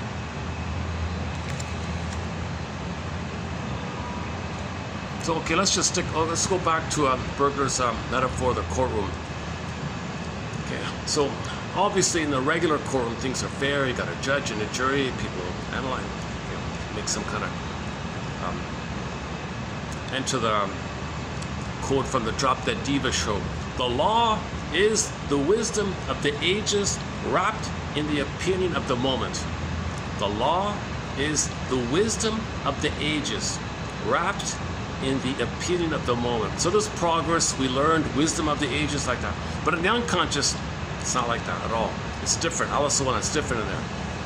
So Berger tried to convey this by saying the soul hires a lawyer. The lawyer says to the judge, come on, judge. The soul is innocent. Did he save the mother? No. Well, he's guilty. Oh, come on, judge. Is he in pain? Of course. But he thinks the pain is mother. Well, yeah. Well, he's guilty. Oh, come on. Be reasonable. The point is the judge is never reasonable in the unconscious. So the conclusion was, long story short, the lawyer for the soul says to the judge, okay, we cut a deal here at least. What do you have in mind? Let's charge him for the lesser crime. The lesser crime? What do you mean? Well, let's let him think that his pain and unhappiness is due to his dysfunctional living. But he'll still be unhappy, but he won't know it. Okay, fine. He's guilty of the lesser crime of being dysfunctional, being neurotic, and we won't charge him for psychic masochism. But his punishment will be, nevertheless, unhappiness and dysfunction. So this is in reference to the idea that no baby can know that the mother's doing this. No baby can fully embrace the full impact that they come out of the uterus and there's a wicked queen. Okay, metaphor. Narcissistic mother. Mother, why are you so cold and rejecting and aloof? Why give me the cold shoulder? Why are you so hostile towards me? What the hell? No baby can know this is happening. If he were to embrace that that's really happening, he'd be a goner. He doesn't want to be a goner. So he is rage at her. She's a monster, psychic splitting. Puts the image of her as a minotaur, as a Medusa, as a Cyclops, any kind of monster, a guy with the horns, take your pick, and puts it in a separate psychic bin called compartmentalization, also known as psychic splitting. So you bury it, deny it, but that's kind of like the reality there. It's exaggerated due to the baby's small size. The mother's a giantess in the nursery. Baby's enraged, mother's enraged. Baby's hungry, mother's hungry. Mother's now finally seen as a devouring monster like the minotaur that wants to gobble him up. So the witch won't eat me. He can't know this kind of thing. So the image of the mother's not like a direct picture of her. It's an elaborated exaggeration that's colored by all of his emotions and his needs, and the mother's like that. So now the baby ends up with the idea that the mother's a monster like this, and he says to himself, no way, I can't know the truth, my mother's like that. So psychic splitting, the baby's a genius. The baby's trying to survive, so he hallucinates a goddess. Okay, now psychic splitting, either or. Mother's a goddess or mother's a demon. Okay, so you got this kind of idealized or devalued. So there's the source point of the very Klein's jargon for this is the paranoid schizoid position. It's very schizoid-like. It's either or, adversarial, mother's heaven or hell. Because the babies can't do confusion. Babies cannot do ambivalence. Babies can't do under heaven, over hell. A lyric in the song Storyteller by the classic rock band Streetheart, when Kenny Shields was the lead singer. Great song. Do we have it? Should we play it? Take a musical break? Should we play Storyteller? Sort of a fun song. Not sure if I have it. Hold a sec. If I have it on my phone, let's play Storyteller. There's a line in there called Under Heaven, Over Hell, which is the title of the album. Their best album, their most famous album, their breakthrough album was their second one, called Under Heaven, Over Hell. Let's see. Let's take a little musical break here. Babies can't do under heaven, over hell, shades of gray. Breastfeeding is heaven or hell. He needs paradise. Mother's not around, poof, he's in hell. Hell is just code for shame. He feels immense shame, unworthy, unlovable. The associated feeling is called shame. Shame is a burning, biting feeling, hence the symbol of the hell scene. Hell scene is just like an artwork, like a Picasso. If you draw a painting, it refers to shame. Hell is a metaphor for the emotion of shame. So babies can't do. Babies can't think for a minute. Babies can't think, oh, mother's just on the phone. She'll be here in a few minutes. Babies don't know time. If the mother's not there, poof, he's in hell already. So now psyche splitting, heaven or hell. It is either or for the baby. All babies begin with this inability to hold the two sides of the coin. No baby can have that ego strength. The baby has no ego even. Baby can't think even. He can't think in terms of time or linearity. He has no sense of time, linear time. So he can't do under heaven, over hell. Let's see if we have the song here. Listen. I haven't played it in a long time. My goodness. It's a fun little song. It's a little risque a little bit, I guess. But you know, when they moved it over to the CD, they took it out. It's only available on the vinyl. I guess somebody complained about it. I think it's a good song. Never mind the lyrics.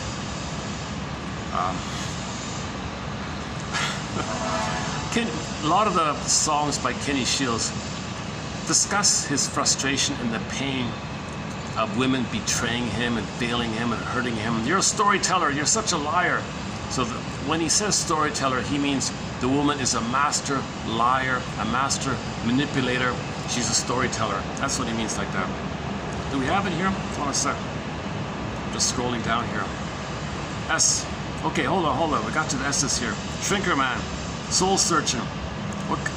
Oh, here we go. Street Heart.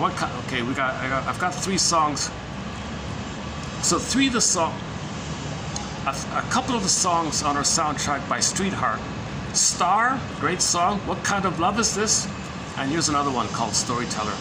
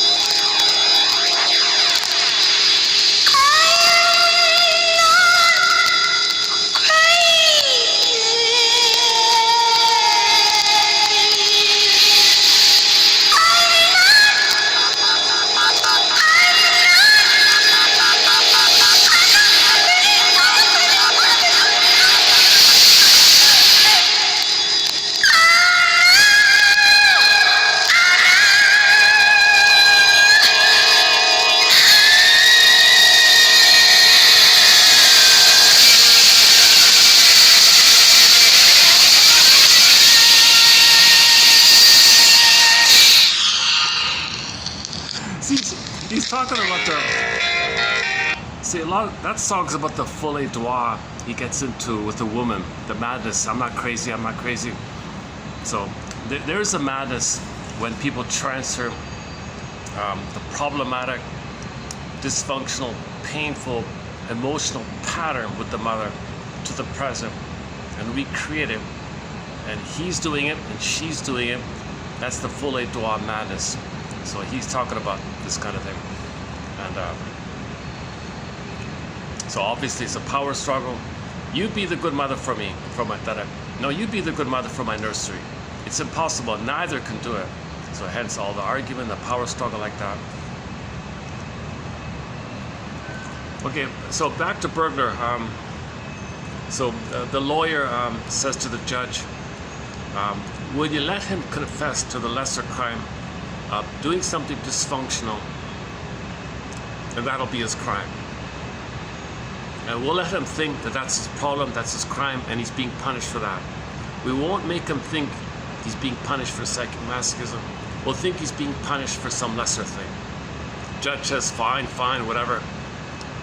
So this was just a ballpark metaphorical way burglar was experimenting with to try to convey the idea that pseudo-aggression, confession to a lesser crime, or the rescue station is a defense mechanism, also known as the Faustian deal, where you could become active and dysfunctional because you want to protect the tie. But that tie is based on you thinking that you cannot be happy because pain means happiness. You confused it. So you're not going to be happy in life, despite your cloak of pseudo-aggression, manic behavior. So this category of defensive living, neurotic pride, defensive pride, symbolic acting out, transference acting out, repetition compulsion, emotional eating, smoking, drinking, all these kind of things. It's to make you unaware of the deeper rigmarole that you originally did the major crime of libidinalizing psychic pain, guilt, mother's betrayal, and you're loyal to her, and you need to cover up for her. You're whitewashing your mother's lovelessness. You're covering up for her. You're protecting her. You're not exposing her. Your loyalty to her. You see, it's a deep imprint like this. That's why it's so hard to get out of this kind of curse like that. Wrestling with destiny. That's the cards we're dealt kind of thing.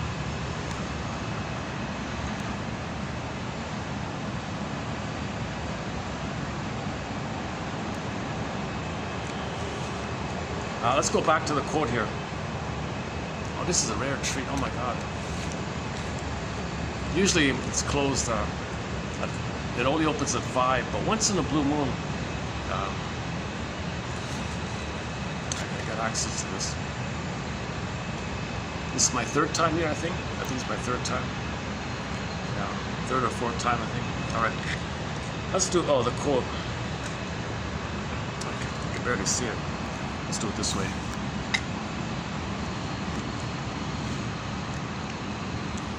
Okay, so we don't have to do this.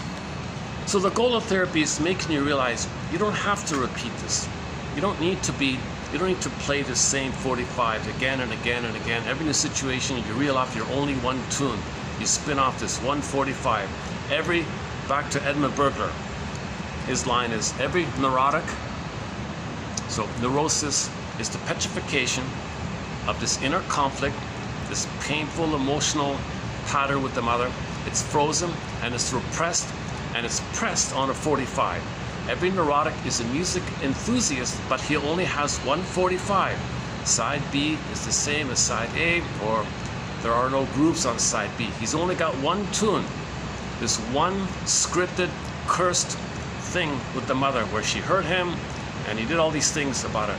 It's painful, and he's going to repeat it with others again and again and again. It's called symbolic acting out, transference acting out, repetition compulsion, and he's going to reel off that script with everybody in life. It's dysfunctional because the present is the past, but once again, that part of the brain doesn't know time, and you repeat, hoping for a better outcome. A, it's not going to work, but B, the psyche wants you to be conscious, so you interpret your behavior and realize that it's from the past.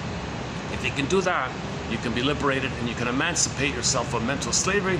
You can emancipate yourself from inner tyranny, Leon Saul calls it. So you want to emancipate yourself and free yourself from this script or this quote-unquote destiny.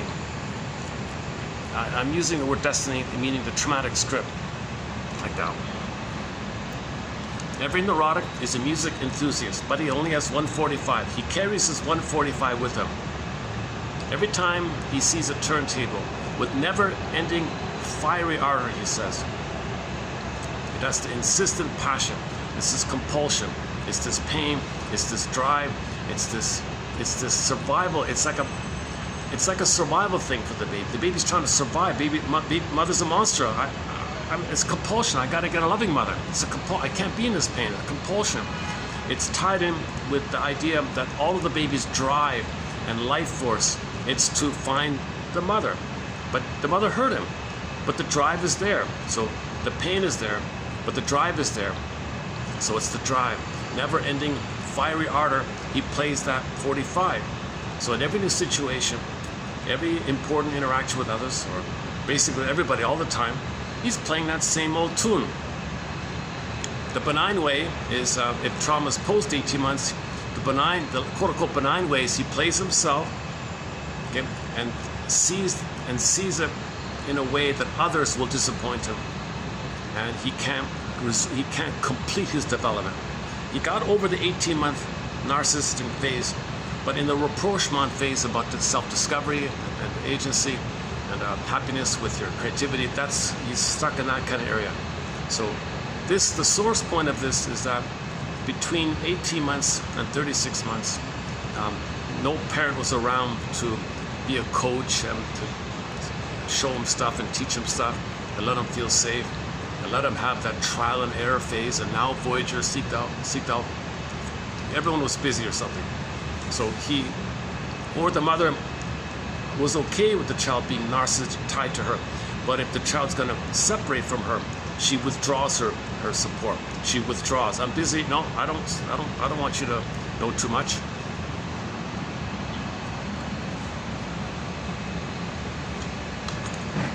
Okay, so I'm reminded of, I'll tell you the truth, I'm reminded of yesterday's topic on the Twilight Zone episode entitled The Last Rites of Jeff Myrtlebank. A fun kind of episode.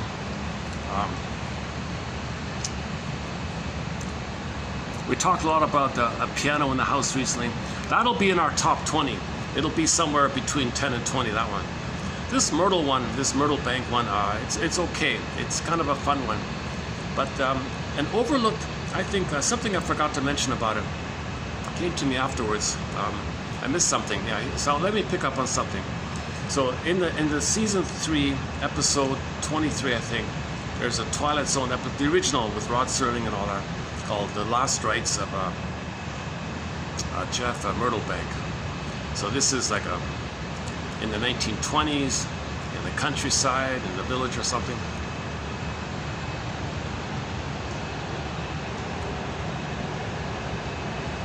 I won't redo the whole story, but well, okay, just quickly, just part of it. So the thing opens up. Okay, if you see the film, if you see the 20-minute episode, it's a metaphor. It's a metaphor of finding your autonomy, finding your true self, finding your authentic self. That means you're going to find your who you're meant to be. As Jeff was doing that, facing shame, so he went and faced shame. Okay, so the metaphor was we saw the death of his old life, the death of his old way of living, his old pattern with the mother. Okay, that died. So he was in the coffin. Okay, and then he woke up out of the coffin. Everybody's surprised, right? The metaphor means he's going to give up the old way that he learned with the mother, and now he's going to start a new way. When he started the new way, okay, after the coffin thing, and he had found himself again, he was more confident. He started to experiment with things. He had curiosity. They said he was always tinkering with something, and he had a lot of vigor and vitality. He was happy, and the mother was depressed. I don't like this. Jeff always ate 3 eggs in the morning. Now he only eats 2 eggs. Oh, and he's experimenting with things, poor me. So she was like suffering and thought he was possessed by the devil or something wrong with him. And then gossip went around, everyone thought he was, the townspeople wanted to drive him out kind of thing, because the mother was disappointed like that. So the mother rejected him. The mother felt abandonment depression. The mother felt that that Jeff being the mother for her, that the mother no longer had a mother, so she was depressed and complained and whined about it. That's the point I forgot about that one there. The father's kind of out of it. Hey, I don't know, John. He shrugs his shoulders. He finally did admit, yeah, you're right. He does have more enthusiasm for work and things. That's interesting. I don't get it. And people say, well,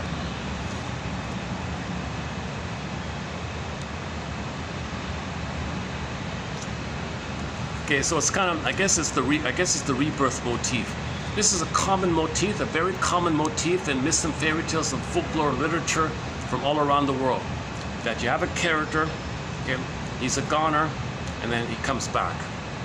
All that means is that your old way of living, your narcissistic, dysfunctional way of living, where you're repeating the painful emotional pattern you develop, you're enough of that. Yeah, enough of that. So you stop it, and now you, quote unquote, there's a death to that. So in the dream world, the character dies, it means that. It's not an actual death. It's just something to say some old pattern, some old system died. Okay, now when he's in a coffin kind of thing, the metaphor was he had to face shame. So they said he went to the hell, because the images, the joke was when he came back, he could wave his hand over a match and it'll light. He'd touch some flowers and it would die because of sulfur. So they were just trying to say that he faced shame. So hell is associated with sulfur. I don't know the full story about that. But anyway, so they wanted to say he faced shame. So them accusing him of being having all these negative things about him, that's because when he was new and healthy, similar to the mother, the villagers said, "Who are you? You're a stranger. You're something new. You're unknown. Fear the unknown." He was just a new, improved self. But from the villagers' point of view, he was the kind of the scapegoated kind of person or something, or one guy was bullying him all the time. He was considered just a simple, ordinary guy, a harmless kind of guy or something like that. But when he had confidence and he found himself, the villagers that fear the unknown. You're unknown. We knew you before, now we don't know you. Click. When the villagers find someone new, okay, that's unknown to them, that clicks in them, the mother being a monster, a mother being a devil or something, right? The scary image in their mind based on their rage of the mother, and they have an imago called the guy with the horns. So they would transfer, they'd be triggered within. Seeing the new Jeff, okay, being unknown would trigger the original unknown in the villagers. The original unknown for them when they were babies was they ended up with the guy with the horns in the mind. That's being triggered up when they see someone who's unfamiliar, who's new, someone with new skills and new confidence. I don't know you, man. That clicks. That when they were a baby, when the mother was unknown to them, she was an alien monster and all that. Okay, so that's flared up in them, and they would transfer or see that boogeyman image onto the new improved Jeff or something, and freak out. And then they all wanted to. The final scene was the villagers got together and wanted to drive him out of town, kind of thing. So they were psychotic, they were paranoid, they were delusional. He's just a new improved fellow. Works harder, more active.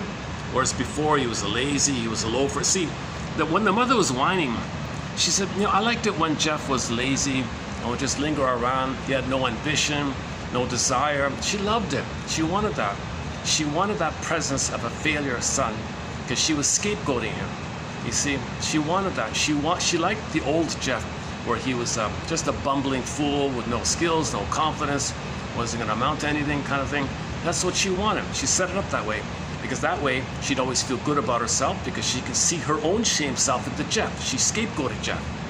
You see, so she felt important if she can see her unloved self onto somebody around. So she needed somebody around, okay, to deny that she felt no good and defective within, if she could make Jeff defective like that. So she wanted Jeff to be defective so she doesn't have to see the defectiveness within herself. So that's the homeostasis for her, so she doesn't face her own shame like that. So when Jeff did face on his end, okay, then that opportunity wasn't available for her. Now for the mother, she freaked out. Oh my God, you know, what do I do now, kind of.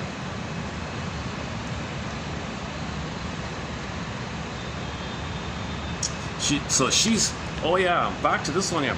When that happens, she's now gonna find out what she's worth. Can she be on her own metal?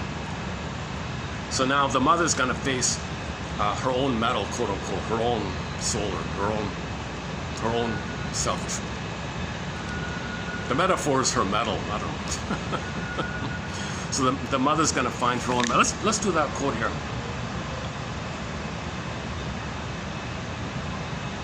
Okay, yeah, it's about scapegoat. Let's do this last one here about scapegoating, because the mother was just scapegoating Jeff. Are we finished with the Jeff story? Okay, so so I think we finished, right? Oh, so the conclusion of the episode was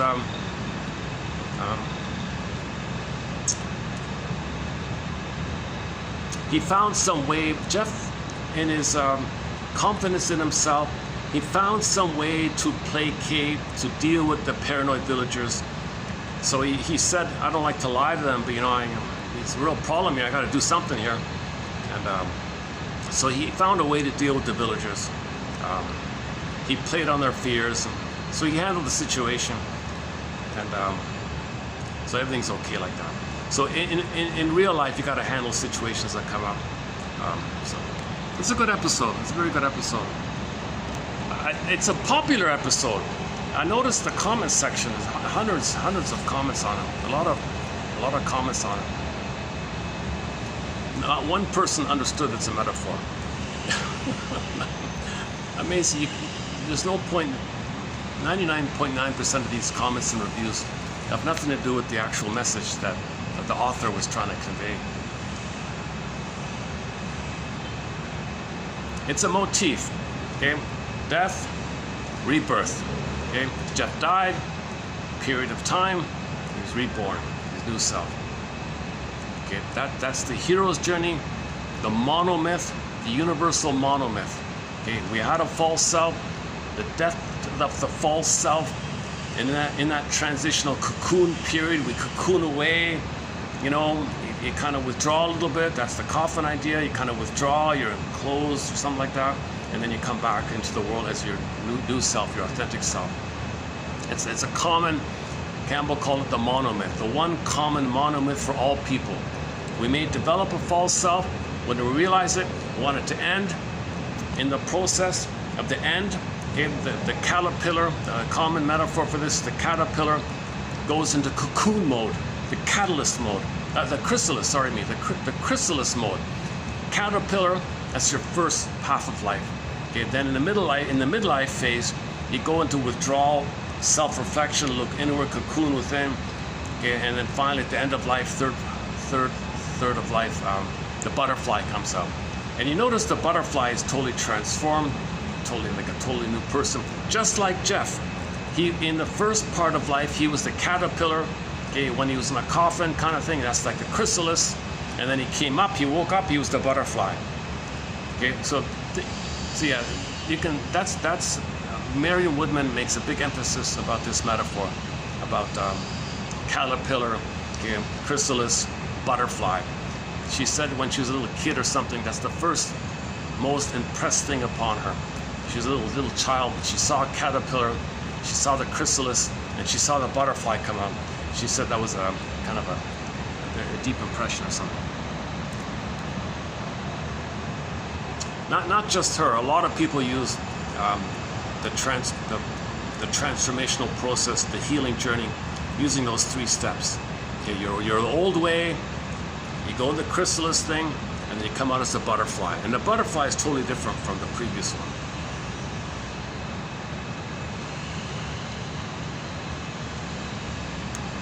The butterfly is similar to when you face the mother complex. Okay, that's the Medusa. Medusa was pregnant. Medusa gave birth to twins. Okay, Pegasus and Chrysaor.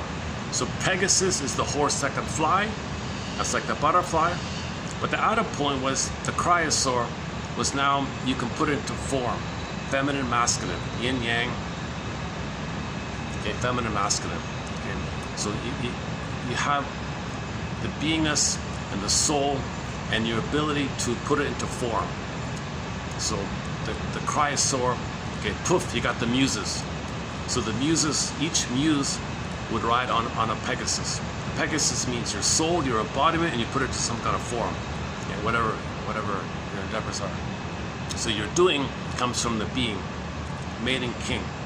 Okay, another version of this is when the swan comes back, she morphs back to the maiden king. Okay, the maiden king is the feminine. When you got the feminine, you're embodied. When you're in your body, you do make sense. So what you're doing makes sense because you have your embodiment. Kirsten Wilson's line is, if you're not in your body, you're not making sense. Should we play that one? It's about a 10-minute speech. Yeah, okay, why not? Let's take that one up. We haven't played in a long time. I'll play you a speech. It's about do I have it here? Oh, hang on, I gotta look it up here. We haven't played this in a long time. I'm gonna play a 10-minute speech called Ooh My Soul by she's a theater, drama, theater, therapy. She uses drama and theater as a therapy modality. And she apparently she has her own sort of a theater company or something. Anyway, she was invited to give a speech at some conference. This is back in the 80s, and so she did it in a kind of a fun way. So she combines comedy, insights, a metaphor, a little bit of a parody kind of thing. It's a great little speech here, if I can find it here. Oh, repressed hostility blues. We played the song called Repressed Hostility Blues just last time. I've got those repressed hostility blues. It's still in my mind. Okay, hang on here. Where is it? Oh, it's going to take me a minute to find this. Hold on a second. Where is it? Oh, here we go. Okay. Let me see if I can improve. I think if I, oh, here come the lights. Oh, the lights are back on. Oh, good. All right. Let's see if I can, let me see. If I elevate the phones, the audio is a little better, right? Let's see if I can, the pillows. Let's see if I can somehow, let me try to,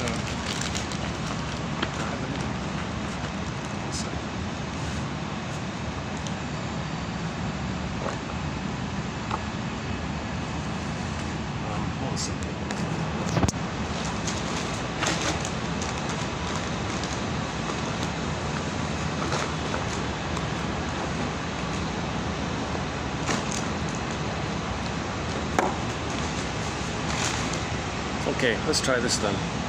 This is an experiment to see if this works here. Let's see.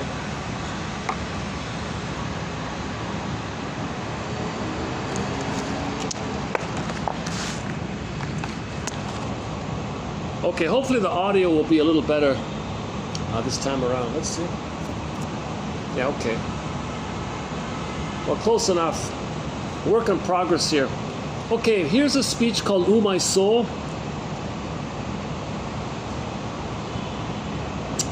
Give me a minute to find. Give me a minute to find it. Hold on a sec. I gotta cue it up here. Oh, here we go. Okay, Ooh My Soul by Kirsten Wilson. If you're not in your body, you're not making sense, literally. And it's disembodied discourse that causes all these problems out there. That's the key line. There's other points in there. That's one of my favorite lines in a speech. If you're not in your body, you're not making sense, literally. And it's this disembodied discourse that's causing these problems out there.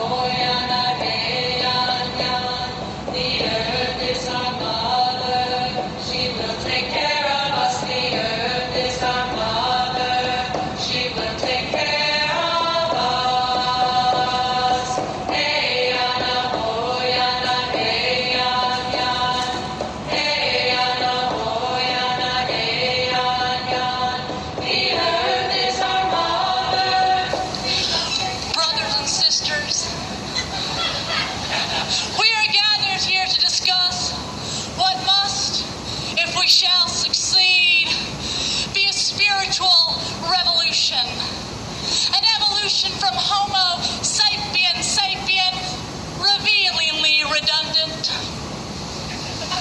to Homo economicus, well put, Max Oschliger, to Homo naturalis. I will proceed directly to the heart of my sermon, which, for the sake of revolutionary gender reclamation, I drop the sir and add a ma'am, making this not a sermon, but a mammon. Yes! Yes, Buchanan, I said mammon. Which speaks to the natural and pantheistic instead of the mechanical and sadistic. We are talking about exchanging biopornography for biophilia. Pornography. That is the structure of domination which has replaced English as our national language. Everything translated into what I can possibly control or consume without being touched, changed, challenged, or connected. A language which transforms women into meat, animals into meat products, poor men into machines, and rich men into gods. But in their attempts to become gods, they have lost their souls. We all have. That is why I am up here preaching my mammon. God did not throw us out of Eden. Brothers and sisters, we are throwing ourselves out every industrious day. That apple Eve ate was good. Sweet. But what about the apples now with their red, shiny, pesticidal coverings, Satan in the shape of Monsanto? But it's okay. I can afford organic. I am single, white, educated. I don't have children to feed. There will be poor with us always. Let them eat the pesticide-riddled fruit. Ha! Joke, riddle, on us. Genocide continues. Organic for the rich, toxic tap water for the poor. We have a lot of work to do if this re-evolution is really going to happen and save us. So, let us talk about salvation. And I do not mean a peach smoothie and a massage. I am talking about saving this planet and the people with it. How will we be saved? The environmental catastrophe appears overwhelming. We are afraid we cannot think our way out of this mess. Of course not. We must feel our way out. We must learn to listen with our hearts and our hands. If you are not in your body, you are not making sense. Literally. It is disembodied discourses that have got us into this crisis. We have worshipped the false gods of logic, progress, productivity, practicality. If destroying the earth for short-sighted economic profit is intelligent, reasonable, then please, God, make me a moron! This is a spiritual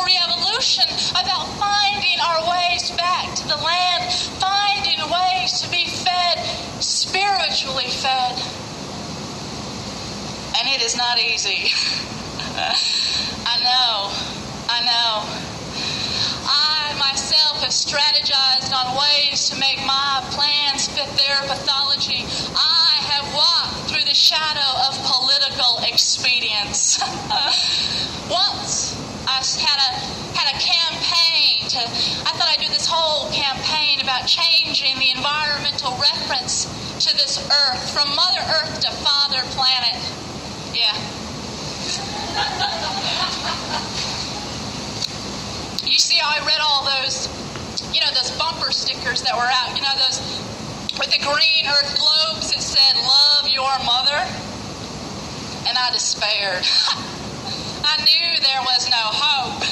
And I'm not even referring to the irony of having pro-planet language on the back of a car.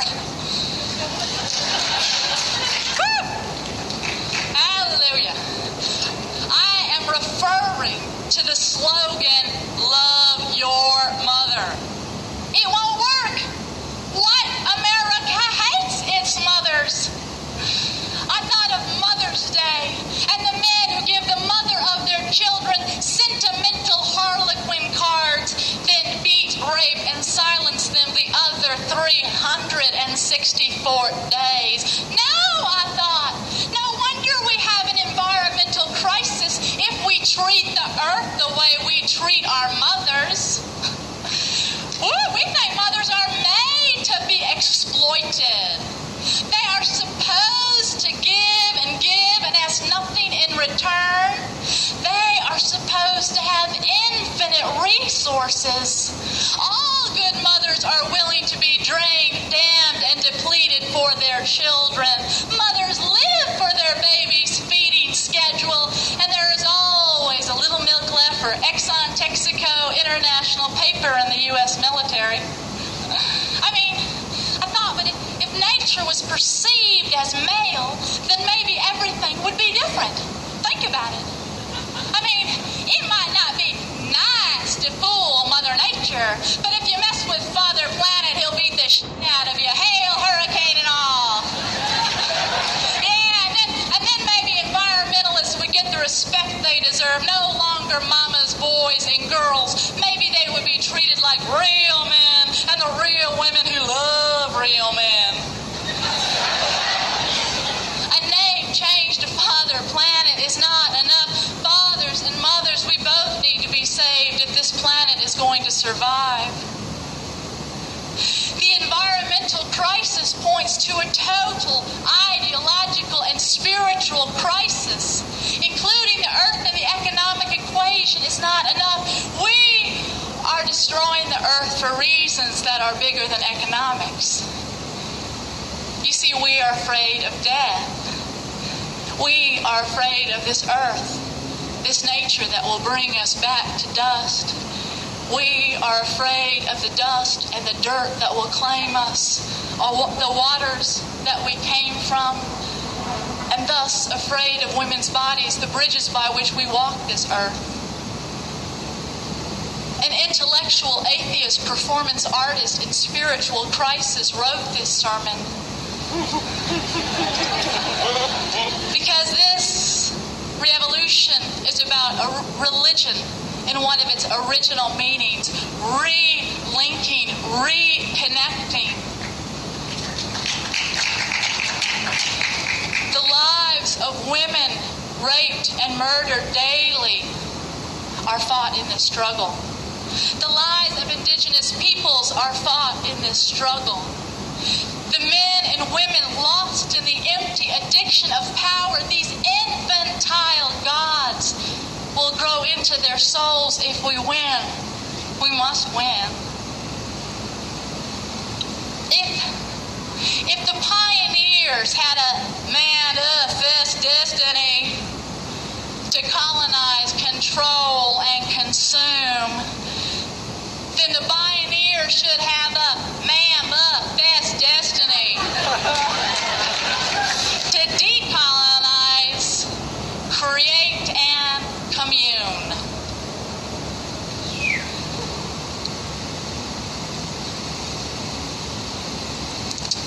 But this must be spiritual re-evolution, not just the environment separate and distinct from its home and all and everything. You see, if this is a spiritual re-evolution, if we get to feel as we fight,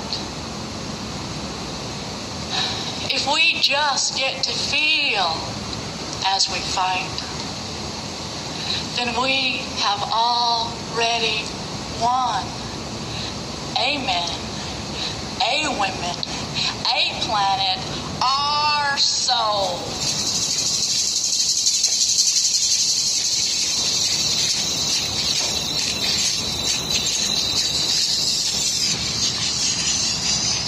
I could spend 2 hours going through that speech, like line by line kind of thing. There's a lot in there.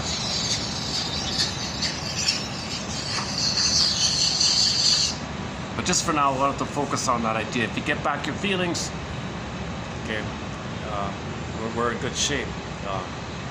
So we got to get the pin out of the collar. The image in some fairy tales, that's the phoenix and the firebird. So you imagine the firebird, the vibrancy and the aliveness of the colors of the feathers and the fire and the reds and the gold. So that's like you're going to feel real and alive now. That's where ethics and morality and virtues, it all comes from the feeling area. And it can have a positive contagious effect when people are in ethical mode kind of thing. Let's go back. Okay, this let's go back. Let's backtrack here. About the follow-up point from the Twilight Zone episode called "The Last Rites of Jeff Myrtlebank," where the mother was freaking out that the son was autonomous, and she was all upset like that. And now she's got to face. Now she's got to know what she's worth now. Like, the metal means your beingness. The metal means your sense of self. Okay, so she's got to find her metal, her sense of self. So when they say metal, they mean sense of self, basically. Okay, let's do this one here. Emotions that are elicited by frustration or by threat of frustration, anxiety, anger, envy, jealousy, etc., necessarily are shared by contagion in the close proximity of family life. Yeah, people say the principal of the school, whatever, if he's a nasty person, that'll make the whole atmosphere a little nasty in the school. If he's a warm, kind of a friendly guy, it might spread like that. A lot of people have noticed that kind of thing. Or the head of the department, or the head of the company. It kind of spreads a little bit, right? This contagious idea. This contagion, termed a flowing over mechanism by Bach and Herman, has been compared by Wittgenstein to the imprinting process of ethnologists such as Lorenz.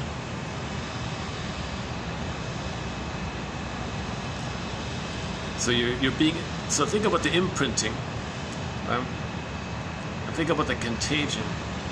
So the mother is nasty. He's gonna imprint. It's contagion, imprint, contagion, attachment, trauma, attachment. This kind of area. The painful character of these emotions mobilizes reactions of defense by denial, repression, compensation, and riddance, reactions of fight or flight. If the hostility cannot be concentrated onto a scapegoat, so back to the mother, the child, Jeff, was a scapegoat. So all her hostility she put onto the kid, right? Her shame self, her so on. The painful emotions elicited by frustration tend to dissolve the cement of family solidarity, and to put the individual on her own metal. So the mother is now going to be put on her own metal. If she has nowhere, if she's got to look inward, she's got to find her own quote-unquote metal, her sense of self. So the mother has frustration and contagion. Her mother was angry and she was angry, and scapegoats onto the kid, Jeff, right? Jeff healed himself, and now the mother's got to find her own sense of self as a result. So the painful character of these emotions mobilizes reactions of defense by compensation and scapegoating. But if the mother no longer has a scapegoat, then her painful emotions, it's going to come up to her, and now she's got to face herself. Face herself.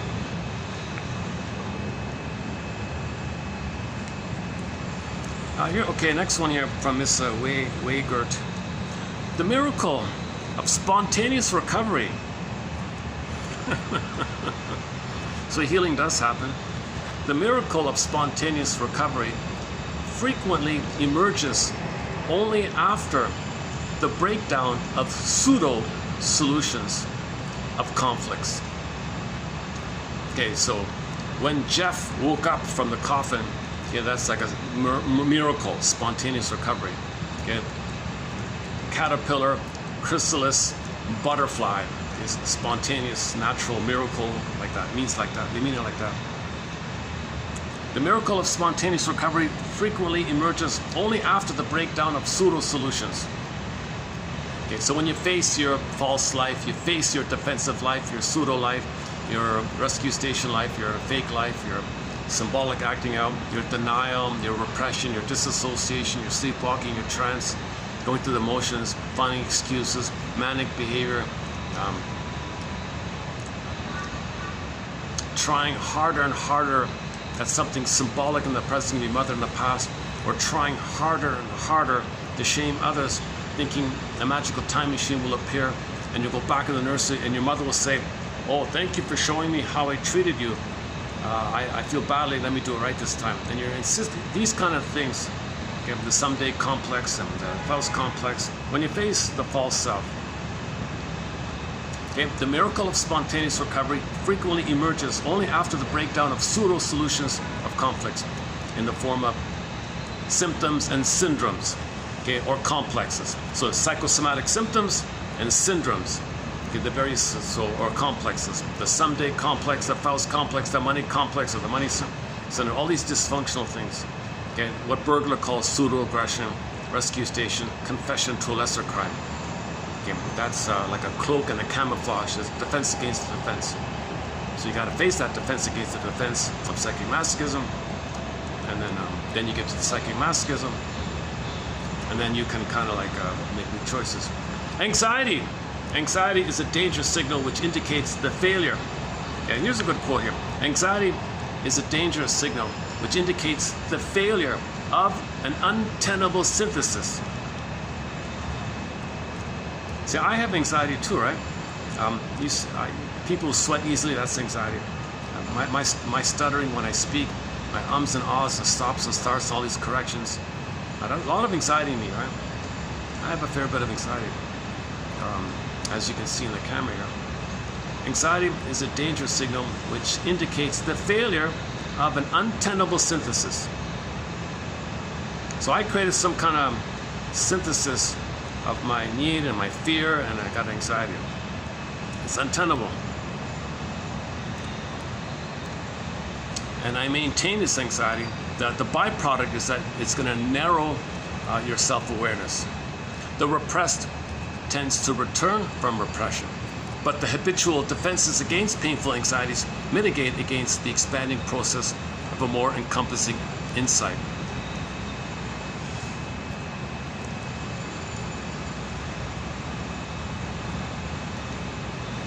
So the anxiety is the compromise, right? Some kind of compromise, wishing to fear, and okay, dependency, fear, hostility, can't show symptoms, complexes. Okay, you develop a scaffolding of defense mechanisms, operations of the mind, maneuvers of the mind, which keeps things repressed. But when something's repressed, it's coming up to you, and you got a scaffolding of defense mechanism. You bundle up these defense mechanisms, burglar likens it to a sponge, and in midlife the sponge might dry out. If the sponge dries out, then what's repressed might bleep out.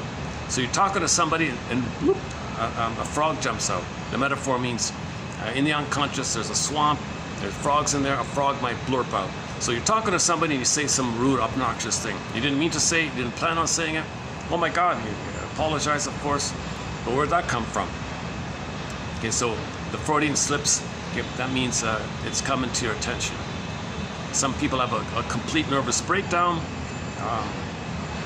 Now, all of a sudden, at midlife, click, they've got delayed onset of PTSD. The trauma that took place was shielded over with defense mechanisms. There's anxiety there, but the defense mechanism, the anxiety is associated with all the defense mechanisms.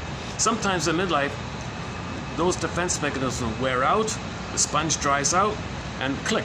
One version is, now you have full-blown PTSD. And the person says to himself, why do I have PTSD? You read the checklist, PTSD, check, check, check, check. Oh my God, I got all these pretty much. Well, that means you had the trauma already. Relational trauma, interpersonal trauma, weaning trauma, attachment trauma, developmental trauma, relational trauma, which often fuses with the birth trauma or other perinatal traumas. There might have been other traumas like the tonsils and the dentists and other things, and the shocking things happening, divorces and whatever, parents leaving and things. There could be other things that add on to it.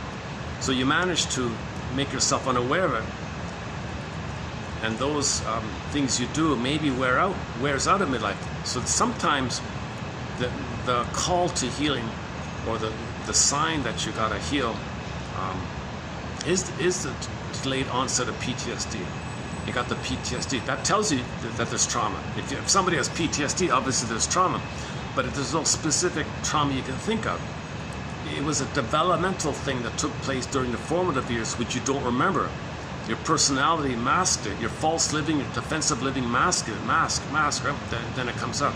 Now, during that time, there might have been anxiety. Now, anxiety can be overtly seen with bodily issues, like, heart palpitations, the heart math is whacked. I don't know, stuttering, I guess, or the common one is heart palpitations and shallow breathing. It's visceral stuff. The language of anxiety is in the body mostly, right? Visceral stuff. So Freudian slips, or delayed onset of PTSD. Now you got PTSD. That's the most dramatic one. Or just commonly a hunch, just some kind of gnawing hunch that something's missing, something's wrong, some fault took place. You're not happy or something. You're not mourning losses. You're just going through the motions of life, feeling like you're living the provisional life, unlived life. When does life begin? Life just passing you by, kind of thing. I'll play the song Eboule Parini by the singer Zaz. Oh, I got some light. Well, let's check. Maybe it's 5 o'clock, or maybe that's why. If it stopped raining, I'll buy a drink upstairs. Oh, the music's coming on. Oh, this is copyrighted, this stuff usually. Let's check the time. What time is it? 4:55, yeah. Okay, let's wait 5 minutes until they officially open.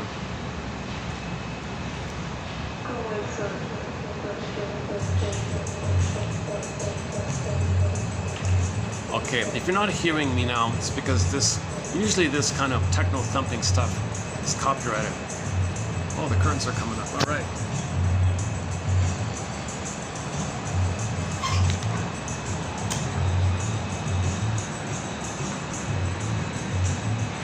If it stopped, no, it's still raining. Oh, it's still raining.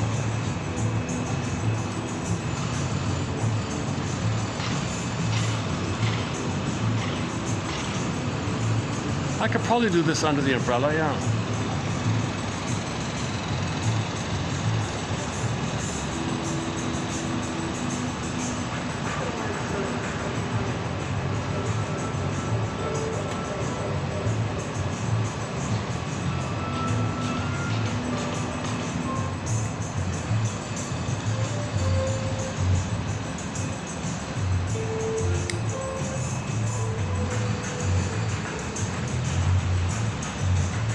Maybe I'll ask them if I buy a drink, if I can stay here then. Or maybe I could do that.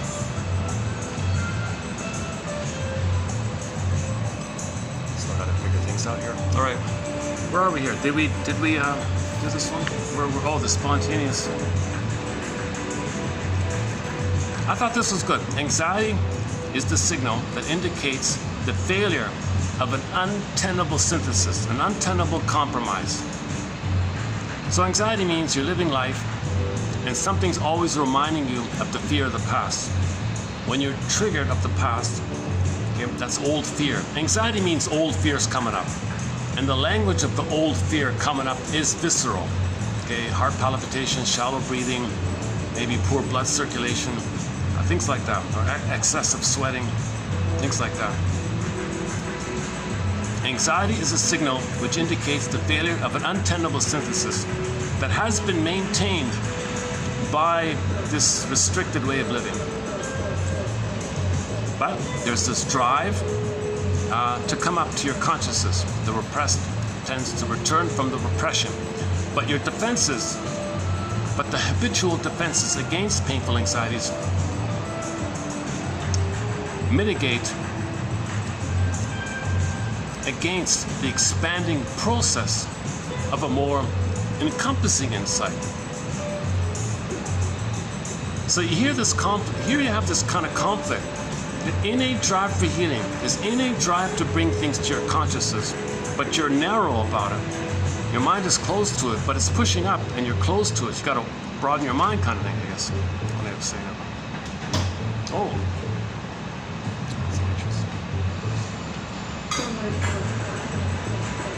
Let me ask them. Hold on a second. Let's play a song here.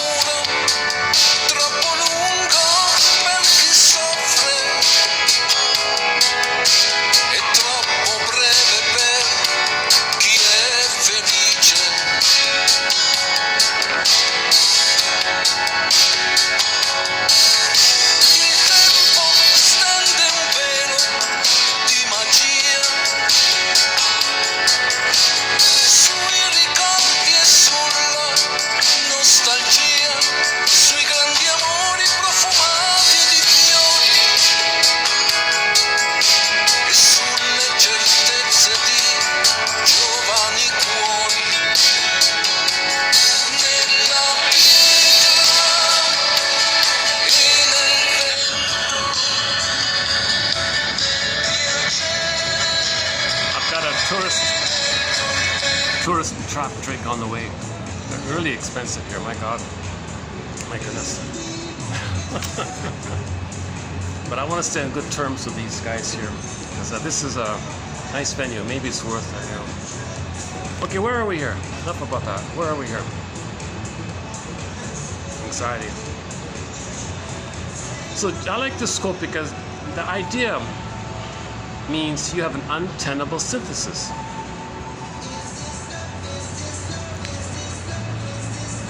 Now, anxiety can take different forms.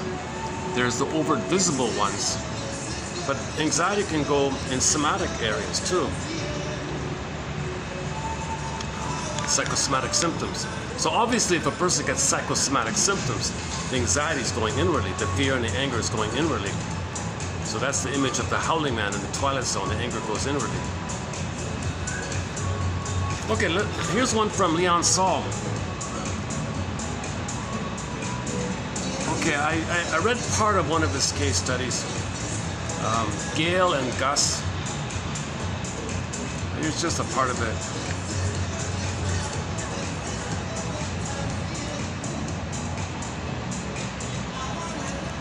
I'm kind of confused, to tell you the truth about it, because it seemed like he answered it, but he never said it. So the woman Gail had a mother who stayed at home and made all the money, or most of the money, because the father was flaky, never around, took off finally. So that's a masochistic thing. She married a fellow, she stayed at home, and he was never around. It was an improvement because he did have more money, but he wouldn't marry her. So it's it's still a masochistic setup, because if he doesn't marry her, the financial thing is still insecure. So when she was a child, the financial situation was insecure. The mother compensated by staying at home and having a home business, and everything was okay. The mother's job filled in the gaps of when the father was inconsistent. Finally, the father just took off, kind of thing. So she grows up. In her first marriage, she marries a fellow, has 5 kids, she said, and just after that, he became a goner. Similar to her childhood setup. And then she meets the second guy, and recreates a similar kind of thing, where he says, "All right, I'll be around for you. We'll live together, but I won't marry you." So again, the insecurity is still there, because if he doesn't marry her, people are coming in. Let's go to the upstairs. Let's go to these 2 floors are the same restaurant, so I can. Let's go to the upstairs part. Give me 5 minutes to set up. It might be better because the music might be copyrighted. Yeah, hold on a second.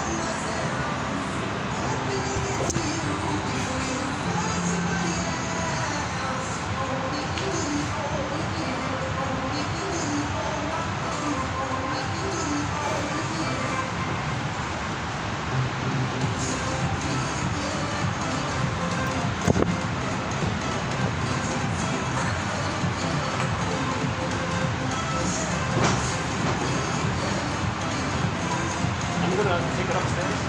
Okay, thanks.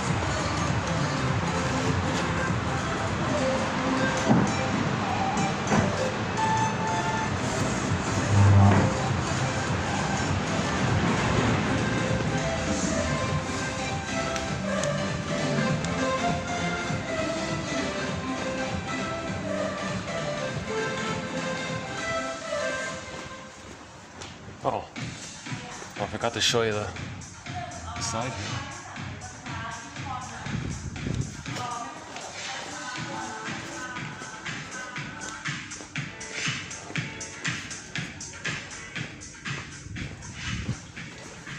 Let's get away from this techno thumping. Usually it's copyrighted. Almost every time I've been to a place like this, the music was copyrighted.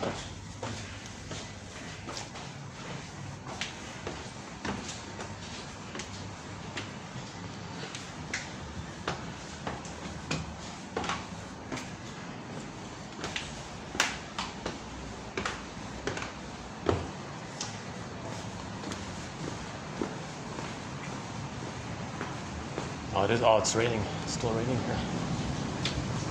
Let's see if there's any kind of covering here. Hi. I already bought a drink. She said she's gonna bring it up. Yeah, thanks.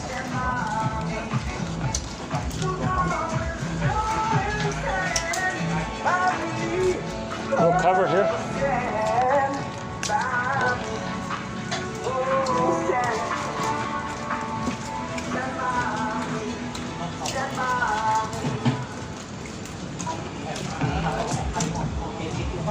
I gotta find some cover somewhere. Oh, what about just here? So let's just wait out the rain here. Maybe I'll go back downstairs.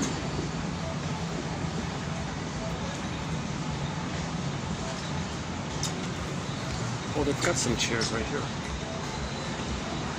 Well, what about up here? What about just in here?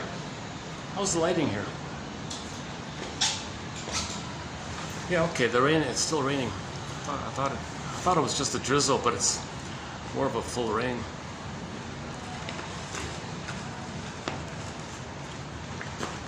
Not too busy.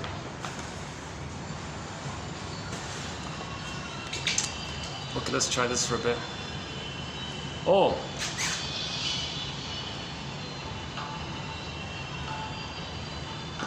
Well, that's Karunesh. I accidentally must have... My music player is playing. We have 3 songs from Karunesh on our soundtrack. This is one of them, I think.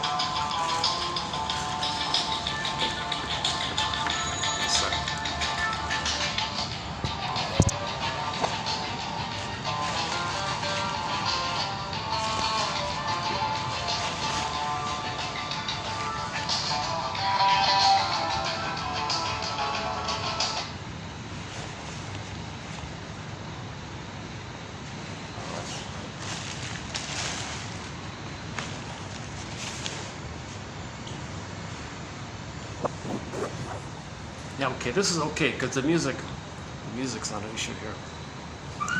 Oh, Jesus. Oh, this thing's on wheels. You lean back. Okay.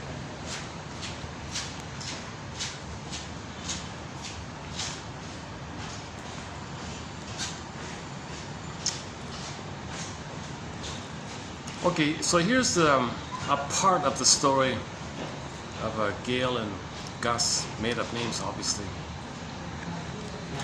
And he was saying, why is this woman in this masochistic situation? And he said it himself, and she said it already. And then he said, I don't know, is that it? He didn't even say, is that it? He had a different theory. He said, well, I wonder. So he was trying to figure out why this woman, marries a fellow, has 5 kids, and then he's gone. Okay, which is a replay of the childhood, because when she was a kid, the father took off. So she intuitively picked an older man or something, had a bunch of kids. He died and took off.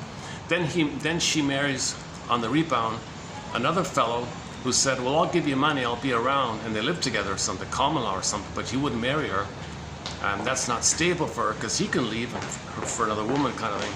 So why is she kind of like in the second marriage? We don't know about the first one, but why in the second marriage would she live with a man who wouldn't marry her in a common law thing? And this fellow was a playboy. He had all these other women on the side like that, because he had a mother complex himself.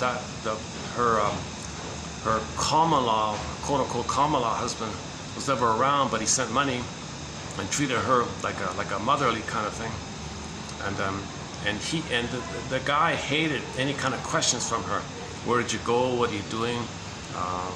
He got angry all the time because he treated her like the mother. So he had that split like that. So then he had all these girlfriends on the side. She tolerated it. So she tolerated her philandering husband like that. So he's kind of like the father situation, never being around, traveling all the time. He was similar like that. So he was saying, well, can we be more clear about it? So he confused me. He said, one clue to some masochism, to some of the masochism in Gail's childhood pattern was the potential hostility her father may have had with the finances on the kids, so he took off. Could Gail have a pattern of feeling that this is how men treat their families? Oh, okay, on second thought, yeah, it does say it here. Could Gail have a pattern of feeling that this is how men treat their families? So maybe she has the imprint or the deep impression from childhood that that's what men do. Men are never around, they take off. First man takes off with the death.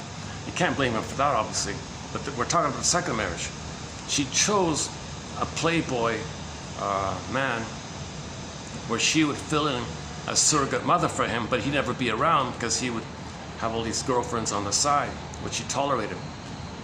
So maybe she just thought that's what men are like that.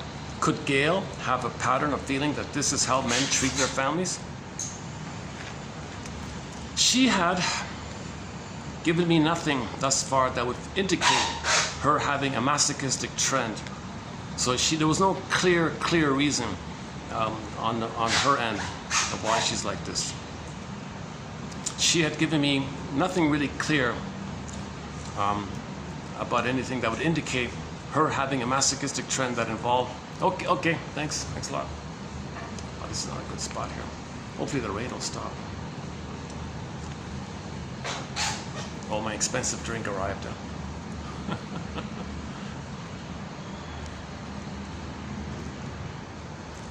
People are going to start pouring in pretty soon, so I better. Okay, yeah, I can go back down. Now that I bought this expensive drink, I can hang out here longer, right?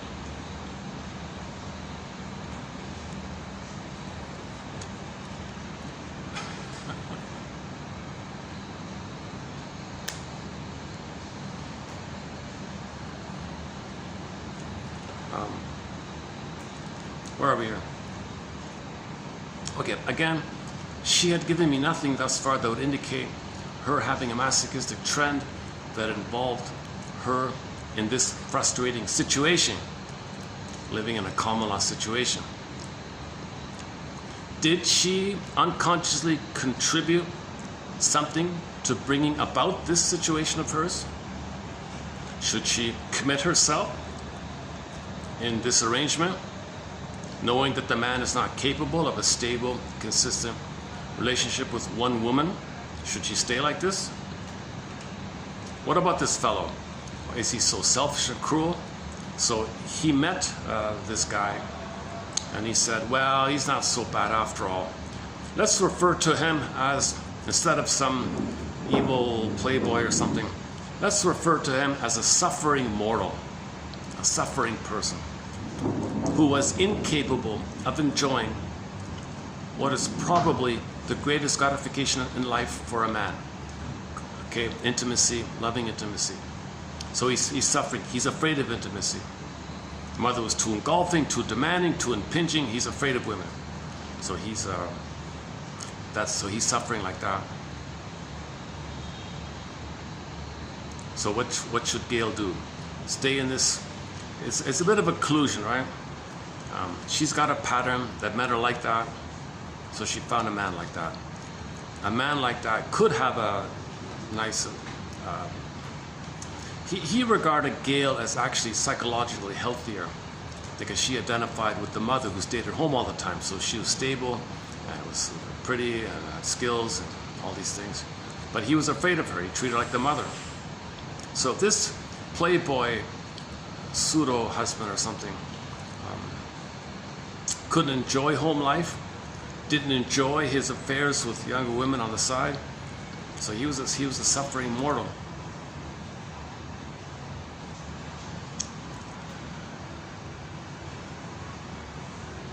So the guy did not have a positive emotional pattern in his mind.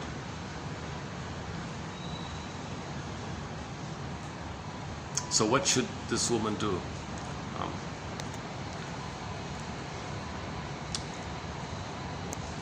does she have the mettle to maintain her esteem or something? Okay, I don't know, why did we get into that one? Okay, that's just part of the story. I don't know if I'll follow up on it. Okay, what else do we have here? So all that was a preview of 3062. If you want the printout, go to 3062 for what we did so far. Okay, in 3061, let's do a couple of these here. A neurosis is essentially a persisting pattern of a childhood. Still reading? A neurosis is essentially a persisting pattern of a disturbed childhood emotional relationship to parents and perhaps siblings. Sometimes the older sister fills in for the mother. It is essentially a repetition and continuation of this relationship, more or less internalized as an interrelationship between the superego, his memories of it, let's just say, and the rest of his personality, and more or less transferred to other persons.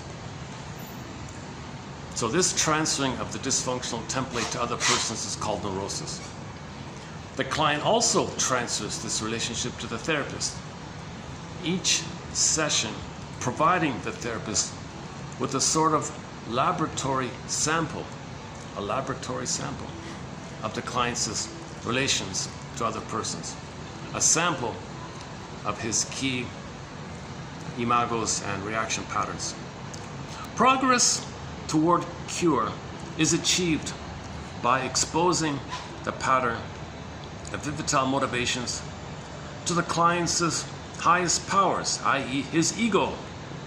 So once again, in psychoanalysis, ego is the thing you want to build and repair. It's your adult mind, your conscious awareness ego. It's your ability to be psychologically minded, to understand that your behavior is influenced by your past. Sometimes called the reflective function, sometimes called being conscious of your emotions, sometimes called the observing ego, who can observe what you're experiencing. So you want to build that kind of observing ego or adult mind simply. Okay, his reason, his reality sense, his sense of judgment and experience. In the process, the analyst comes to replace the authority of the parents. Okay, what he means is you want to internalize, you want to remember this healthy shrink in your mind, and that stays with you kind of thing. And that's like an alternative to the critical, abusing parents. You want alternative ideas in your mind.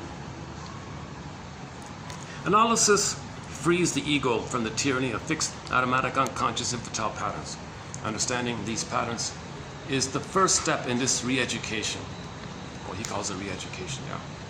Deconditioning, dehypnosis, and continues as an essential. But insight alone is usually not sufficient. The central technique for correcting the personality fault is transference. That is the repetition of childhood patterns to the analyst. The infantile is analyzed out, quote unquote. The infantile is analyzed away, analyzed out, so to speak. And the mature is freed so that emotional growth can take place through life experience.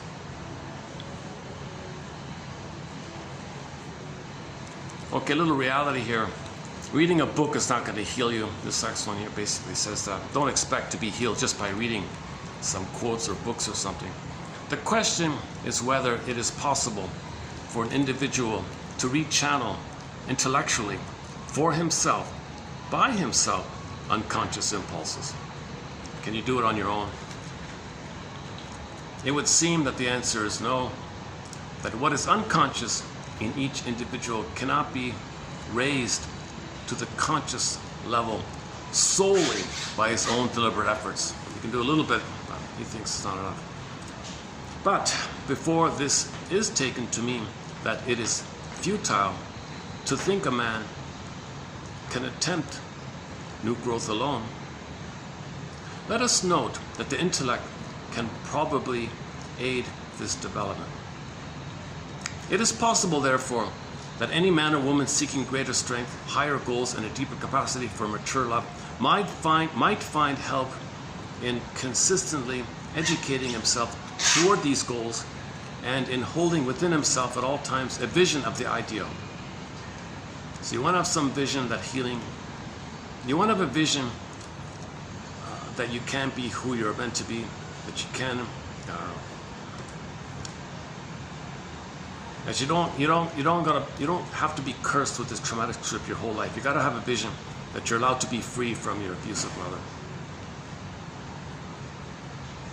that you can be yourself instead. Life's longing for itself, nature's greatest miracle. We're meant to be ourselves. You don't got to be chained to your mother's memory. Isn't it bittersweet that you're still chained to the mother? Isn't it bittersweet? You're loyal to her. She's hurting you. You can't leave her. Isn't it bittersweet? You're loyal and she's hurting you.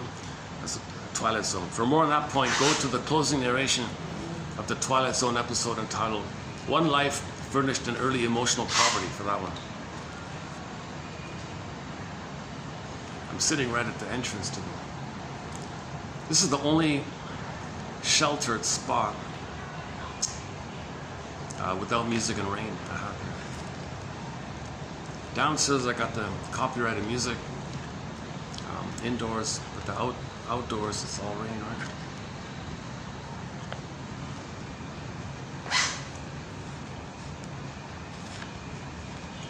I feel a little awkward just sitting right. Should I try with the umbrella? Let's see if the rain dims a bit. It's not much light. Let's see how much light it is. Then the light goes away. 5:24. So I've got almost an hour left. I'm not getting people in the, oh good, okay. Try not to get people in the camera.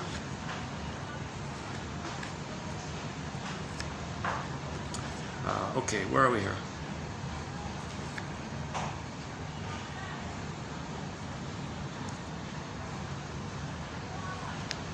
Well, here we go.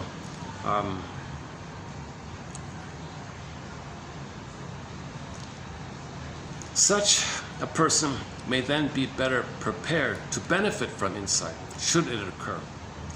Okay, so you're preparing yourself to be better able to benefit from insight, should it occur.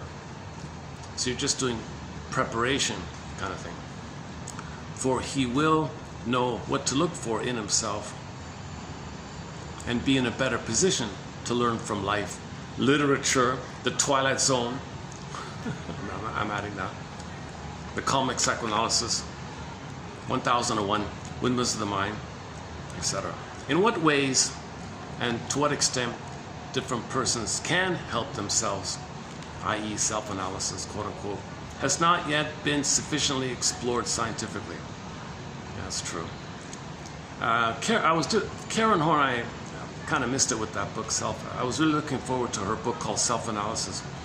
You're better off just reading Our Inner Conflicts, the New Ways one, and her final one called Neurosis and Human Growth, and her essays, Paucity of Inner Experiences, Externalized Living, and others.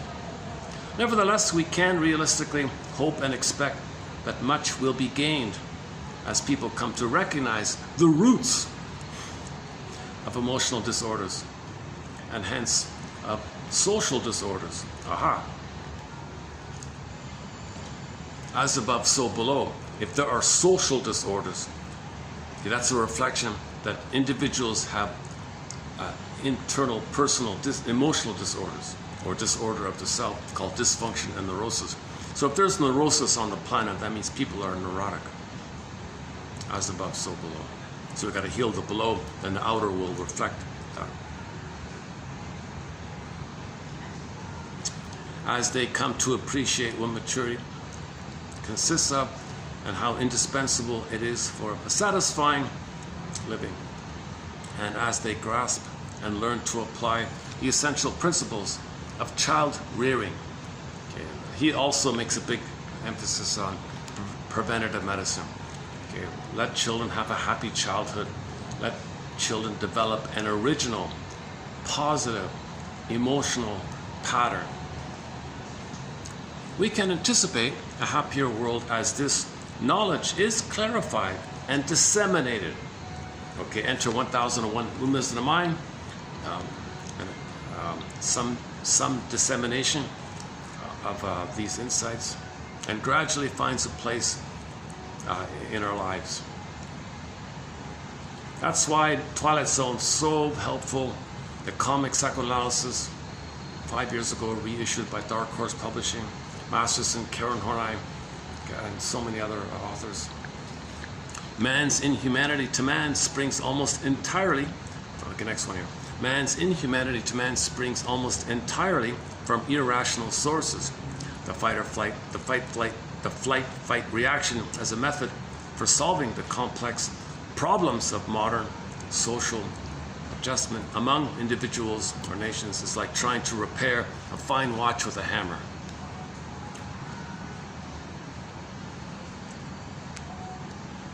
Because if you're operating out of the survival brain, trauma means you lost your living and loving self. So you're operating from the survival brain.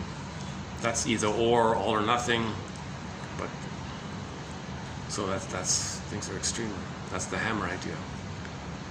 You're trying to repair a fine watch with a hammer? My God. That's an extreme. Yeah, that's an extreme one.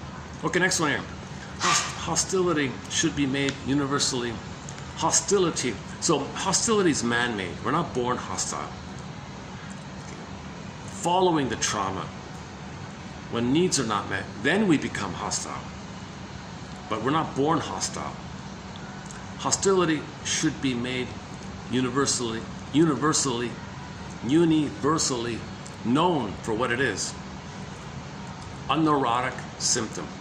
A symptom of weakness and frustration, an archaic method of defense. We should know that quote-unquote short sellers are made, okay, plunderers and pillagers. Okay, this is made. They're not born like that.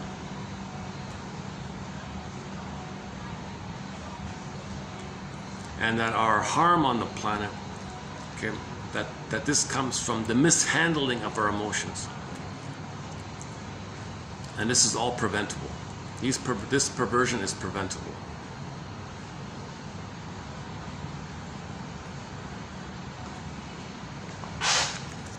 So that's the money neurosis. Back to Edmund Berger's money book. If you feel entitled to not work and be handed a free lunch all the time, it's quote unquote. That's infantile. Kirsten Wilson, these infantile gods, she said. They gotta find the soul. They gotta grow their soul.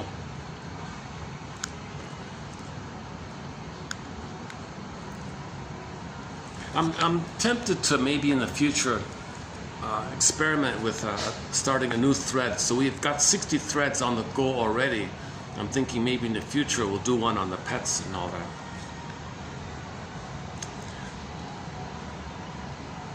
Oh, before that, hang on. There is a tendency to continue the old familiar patterns of childhood versus those forces impelling one toward patterns of maturity and adult living. There is a tendency to continue the old familiar patterns of childhood. Okay, so in the battle between good and evil, okay, metaphorically speaking, you got the tendency to repeat the old familiar painful dysfunctional pattern with your mother.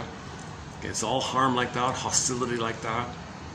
Okay, versus the innate drive for healing, those forces which are impelling us toward healing, maturity, adult living. So this is the forces of development and maturity on the one side, so to speak, and the quote unquote on the other side, the opposing forces of fixation and regression and the trauma like that. So the famous story about the indigenous people, about the two wolves, well, the one you feed. Which wolf wins? The one you feed. Back to Socrates. Still got to pronounce that.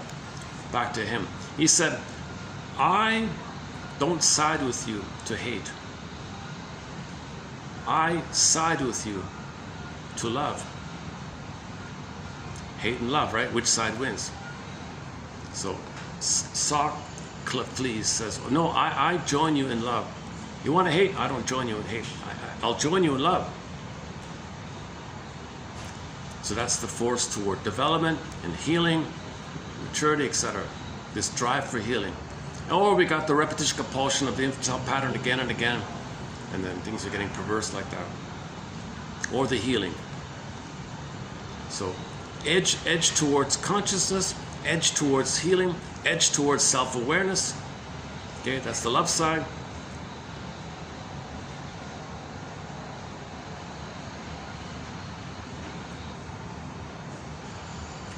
And that part of that would be the fear of that. Like part of that would be, why do I feel drawn to the other side? Why do I feel despair or whatever? Or cynical, whatever. It's still raining, eh? Look at that.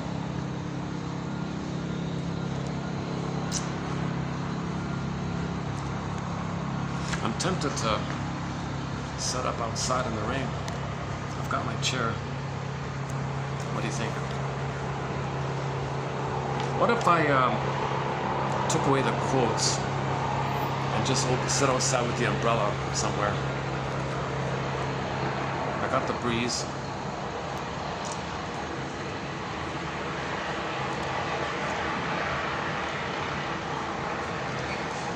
If I get even one drop on the top of this, my whole phone might be wrecked.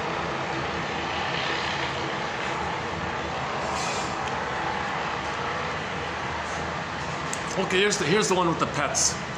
Only man's colossal egotism has kept him from recognizing what is known to every child with a pet, every animal trainer, every veterinarian, most farmers, and others familiar with animals, namely that animals have needs and feelings and personalities, just as humans have. The physiology and biochemistry of living processes are basically the same in animals and in man, and modern medicine is based on this. Animals suffer from most of the same dire problems that man does. Animals also suffer from, fill in the blank, all these things. Arthritis. Really? Do animals suffer from arthritis? Oh my God.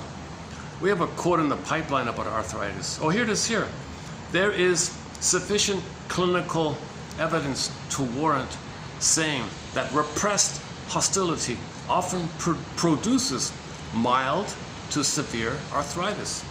Many arthritis patients are seldom aware that below the level of consciousness there has always been hostility, which they learned to repress early in life.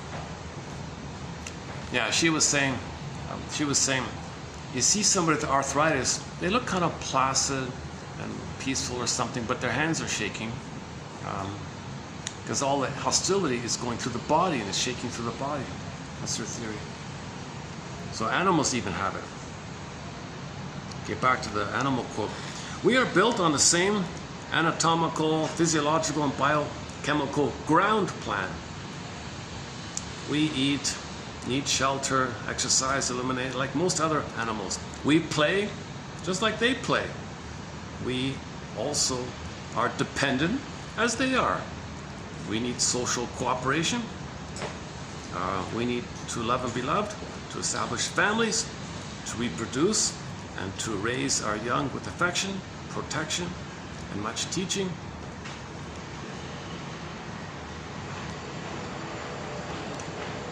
And he quoted the, what's his name, Guy,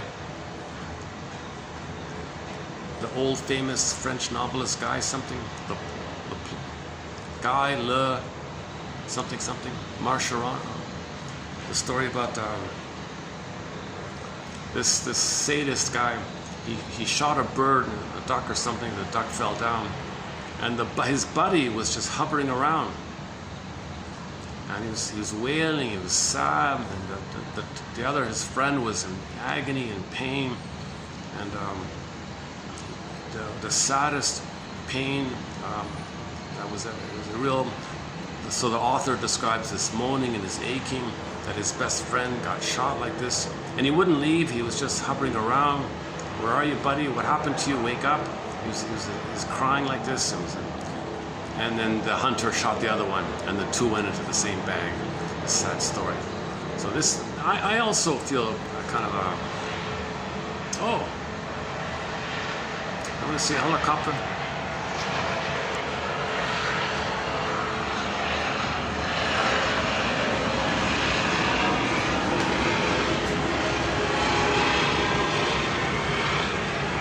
Oh, there's my drink, huh? There's my expensive drink here. Look at that. It's just a tea, non-alcohol. The non-alcoholic drink is just as expensive as the alcohol. They have thankfully, they have a non-alcoholic section.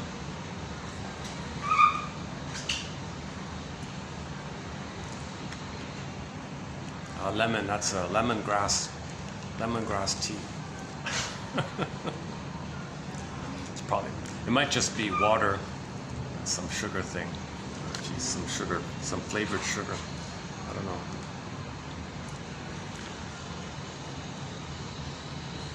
Was it this place?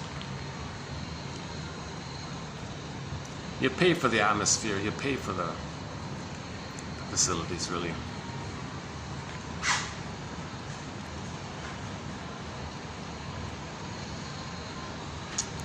So his point was, if you can appreciate, he wanted you to think in those kind of terms, needs and feelings and personality, and even animals have it. Come on, you know. And this hunter guy was oblivious to it all. Shot the one bird, the other bird was howling and crying. He didn't seem to care. Whatever, shot the other one, put them both in the bag or whatever. And he was all numb to it. He was all indifferent to it. But the author's side comments was about the howling and the moaning and the aching and the crying. This other bird is flying. Where are you? Wake up, please wake up, bird, buddy. Where are you? What happened to you? Where are you? He had this whole kind of thing like that. And the snippet he included conveyed that. What was it called again?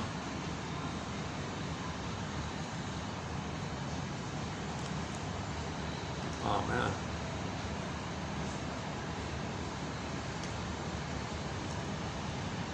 Okay, I'm not sure. I forgot the book he's quoting from.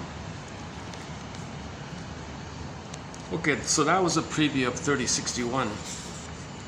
How are we doing here? I've got all this caffeine in me. Should we do a preview of 3060?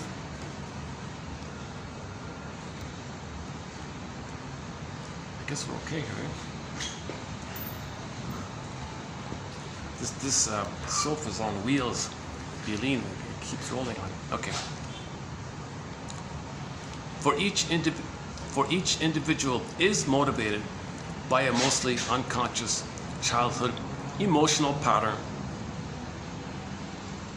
that was formed basically from conception to the age of about 6 by the interactions of his inherited potentials with the emotional and physical influences and pressures of the environment, most especially by the treatment received from parents and others close to and responsible for him. The child grows up, moves away from home.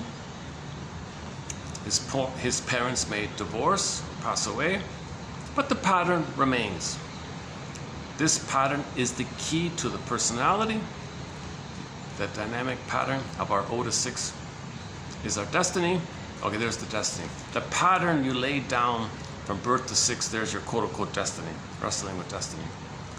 The adult tends to repeat in his marital home with faithful precision the emotional patterns he developed in his parental home. This is the interpersonal pattern of childhood, revivified, like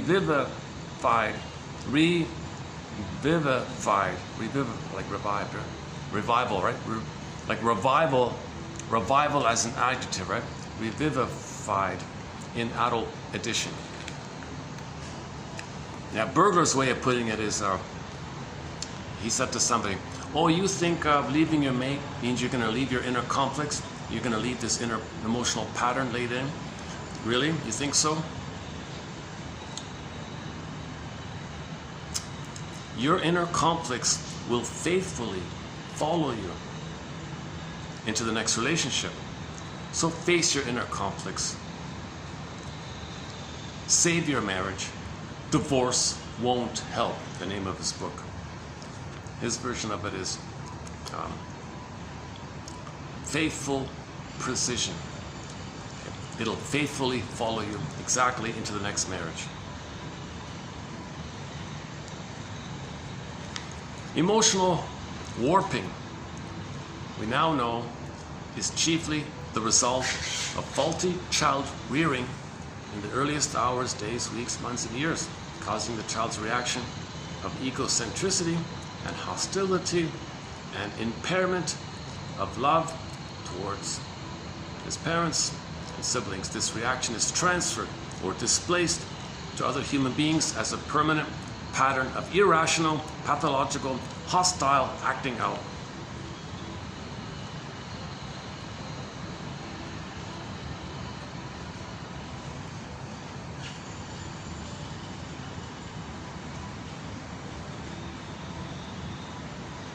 Okay, let's save these next ones. Let's save these next ones here. A man tends to repeat this early relationship with his mother toward every woman, sooner or later, seeking a mother in her. And this gives women their power over them. Now, he has this theory that women intuit that all men have an imprint with the mother. So women capitalize, and that's their power, that all men are imprinted. You know, imprinting, right? Like those ducks were born and they followed the little girl around. It was imprinting, right? So she had the power like that.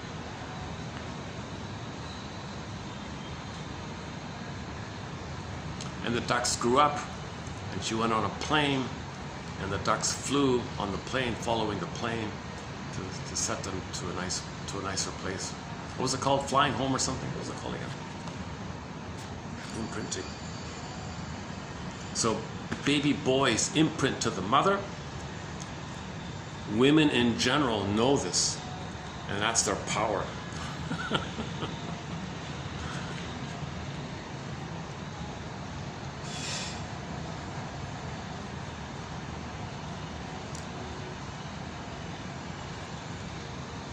Where are we here?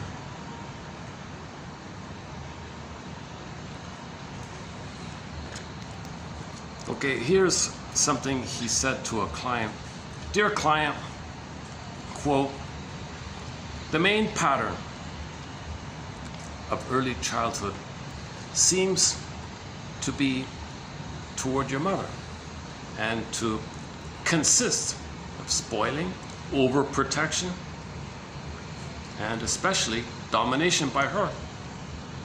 The brothers, your brothers, reinforced it, and your father gave no model for standing up to it.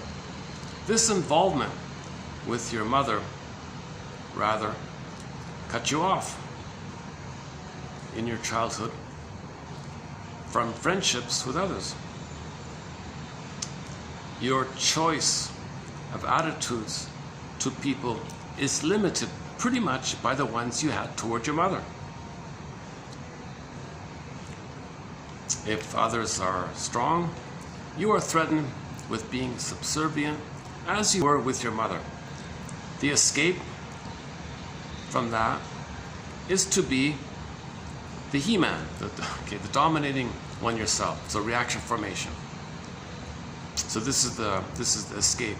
This is the flight and fight one, right? The escape from this passivity is to be the aggressor. So you bully others. You tell everyone what to do. It is as though, in order not to be the submissive child, you must be the directing mother with everyone. This is called identification with the aggressor, my friend, he says here. At the same time, cut off from playmates with little relation to your father or brothers, you were thrown back on and close to one single person, your mother. All the love and all the hate you mentioned.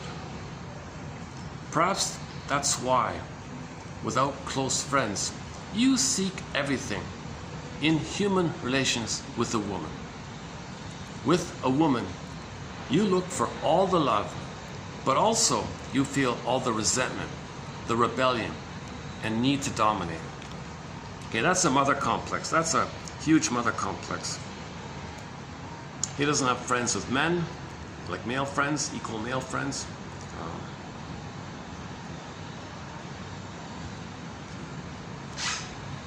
So this is just, so the womanizers and the Don Juans and the Playboy, they don't have friends, right? They're just obsessed with chasing girls all the time. Because they're searching for the perfect one. There is no perfect one, disappointed. Try again, disappointed. Try again, disappointed. Because the baby, okay, that's the prototype of the baby. Allured, rejected. Allured, rejected. So he's doing it again. Allured, rejected. So he can allure them and reject them to reflect the flip that he was allured and rejected. So he's stuck with this mother thing.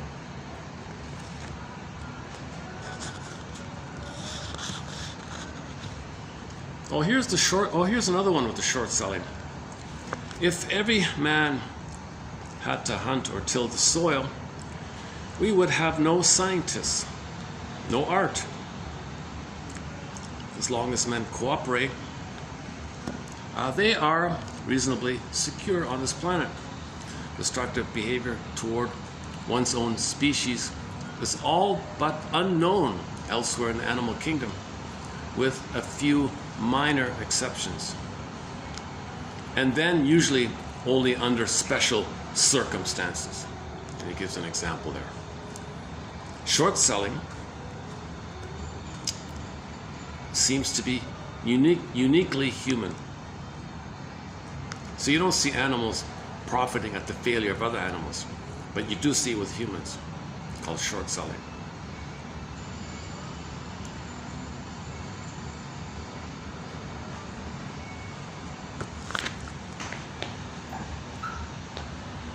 So, i.e., that's just a play way of saying plundering and pillaging, I think.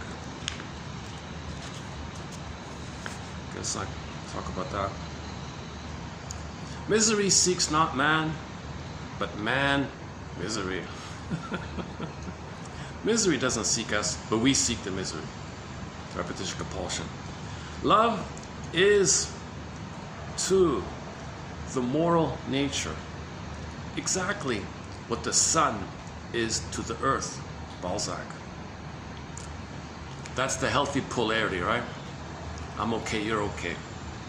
Love is to the moral nature exactly what the sun is to the earth. That's a great image to end on, right? Okay, that's 3060. It's a preview of 3060. Should we try one more?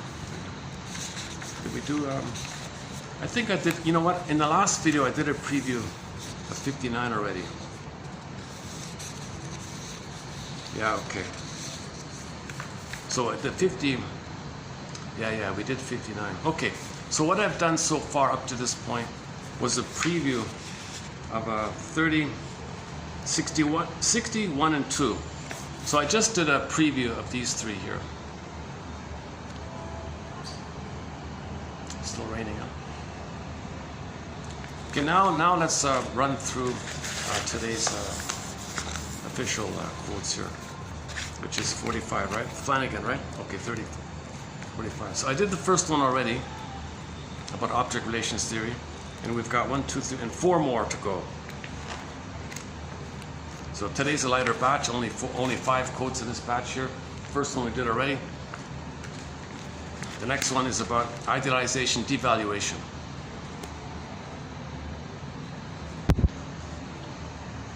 Okay. So this is also kind of a polarity issue. Idealize, you're a god or you're a demon, either or. That's also supposed to be, I love myself and I love you. That's the natural polarity. All other polarities are whacked. If it's not a variation of the love theme, it's a reflection that the love is disturbed, the love is wounded. Okay, so another polarity is this idealization, devaluation. Okay, idealization is a defense when, like all the defenses, it is used to keep painful and unacceptable feelings out of consciousness. So when you don't want to admit something, you just idealize. Like the baby, mother hurting me, no, she's a goddess, idealize. Babies need to idealize. So a lot of this exaggerated, exaggerated compliments that's idealized, right? For example, Dawn, this Dawn here. Dawn came to New York to study ballet with a famous teacher. She had auditioned with him in the Midwest and had been impressed by his knowledge and his rigor. Even before leaving her hometown, she began to idealize her teacher as, quote, the most wonderful ballet master in the entire universe, unquote. At this point, she was idealizing him because she was afraid of such a big move and had to convince herself and everyone else that it was a good decision to go because her teacher would be, quote, perfect.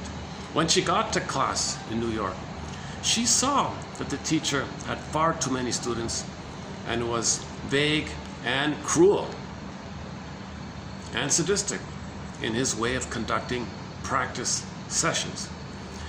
Because she could not yet face the painful truth of her disappointment, her fear and anger, she idealized him further. You see, the more you don't want to admit something, the more you idealize them further. That's what babies do. The more pain they feel with the mother, the more they idealize her. The more the mother hurts the baby, the more she's a goddess to the baby. It's sad, right? Baby has to compensate somehow. Because she couldn't face the painful truth of her disappointment, she idealized him further, telling everyone that she admired his courage to be true to his art as he yelled at his students and humiliated them. She spoke about the, quote, purity of his standards, unquote. Only after several students quit the class because of his cruelty was she able to begin to face the fact that his behavior was abusive. Eventually, she was also able to leave and find a more normal class, a normal class that was helpful to her and was more creative even. Okay, so that's a flip. Usually, idealization is a flip of devaluation. Devaluation is the converse of idealization and is used as a defense for the same purpose, to deny troublesome feelings, whatever they may be. Most people have at some time or another said something like, quote, I wouldn't go out with her if she asked, or the woman saying, I wouldn't go out with him if he asked me, or, oh, she thinks she's so beautiful, but she's a snob and I don't want her. When in fact they are very attracted to the other person, but fear their advances would be rejected. Okay, so typically it's sour grapes, right? Didn't need them anyways, didn't want them anyways. You didn't want them, but so much fear, but the pain of rejection or fear of rejection, so devalue them. You know, it's devaluation. So that's a little exaggeration like that, right? If a person denies desire through devaluation, they end up feeling superior and smug, but alone, still alone. In the example with Dawn, in the Dawn example, Dawn might have begun to devalue her teacher in an attempt to feel, I don't want to study with him anyways. So she could have gone the other way, right? So if she was afraid, no, he's no good anyways, forget it. I don't need him anyways. Or flip, oh, he's perfect, he's the best. So idealize or devalue, thereby denying the pain of dashed hopes. Both idealization and devaluation, when used as defenses, rob people of connection to their authentic feelings. Idealization is especially problematic when it is used as a defense against envy. When someone idealizes a person in an attempt not to feel envy toward him or her, the idealization can actually make the envy grow. So in the piano one, he devalued the playwright guy, right? The critic. Maybe at one point he idealized him. The envy grew, then he devalued him. So this is all a reflection of the psychic splitting, either or thinking, goddess and demon thinking in the mind, called psychic splitting. So you can see that there's either or thinking, oppositional thinking, jungle slogan thinking, either or thinking, idealize, devalue, goddess and demon from the template, and that's reflected with idealization, devaluation. These are defense mechanisms. Okay.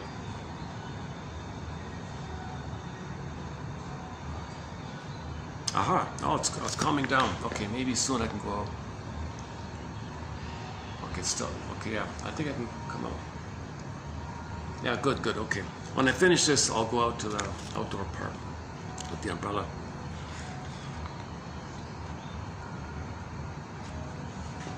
Okay, so devaluation we know as sour grapes. Didn't eat them anyways. Remember the fox? He wanted the grapes, couldn't reach them. Didn't eat them anyways. So he denied his desire. That's called denial. He was dependent, didn't get what he wanted. Hostility. So denial, contempt. Sour grapes. So that came out with the slogan, didn't eat it anyways, didn't want it anyways, it was no good, the grapes were sour. That's a defense against that. He didn't want it, but he couldn't reach it. He couldn't reach it. So the pain of not getting what he wanted, that triggers, he wanted mother's love, didn't get it, that triggers it, disappointed in the present, some little thing can trigger the disappointment with the mother, so you're dealing with all the pain with the mother being triggered, by not being able to reach the sweet grapes. The immense fear around your mother not hurting you is coming up. To get away from that pain. I didn't need her anyways. She's no good anyways. I don't need her. I don't need the grapes. I don't need the grapes. I don't need the mother. So that's common. That's devaluation. That's a defense against the pain around the truth. And the idealization is maybe you do feel uncomfortable feelings, and the way to get away from those uncomfortable feelings is just to idealize them with he's the greatest, she's the greatest.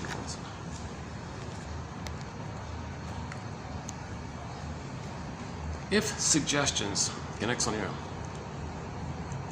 Okay, this is about the psychic splitting. Okay, if suggestions that human beings contain good and bad aspects are not only unwelcome but actually rejected, one can begin to think along the lines of defense. Okay, so the baby copes with the mother, the confusion of the mother, good mother, bad mother, good breast, bad breast. It's just psychic splitting, and they keep it separate.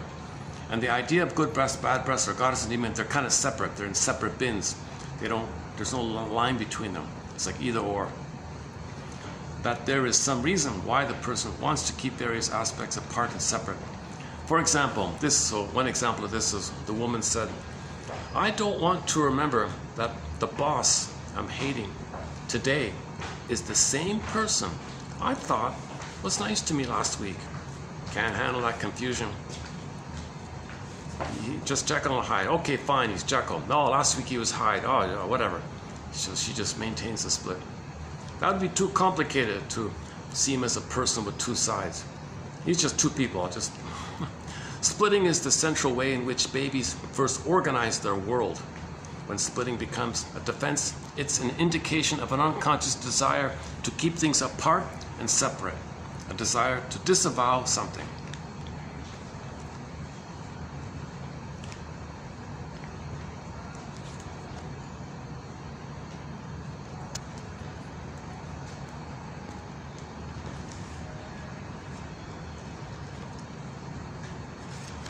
Margaret Mahler, in her famous 75 book, calls the symbiotic phase, quote, the primal soil from which all subsequent human relationships form.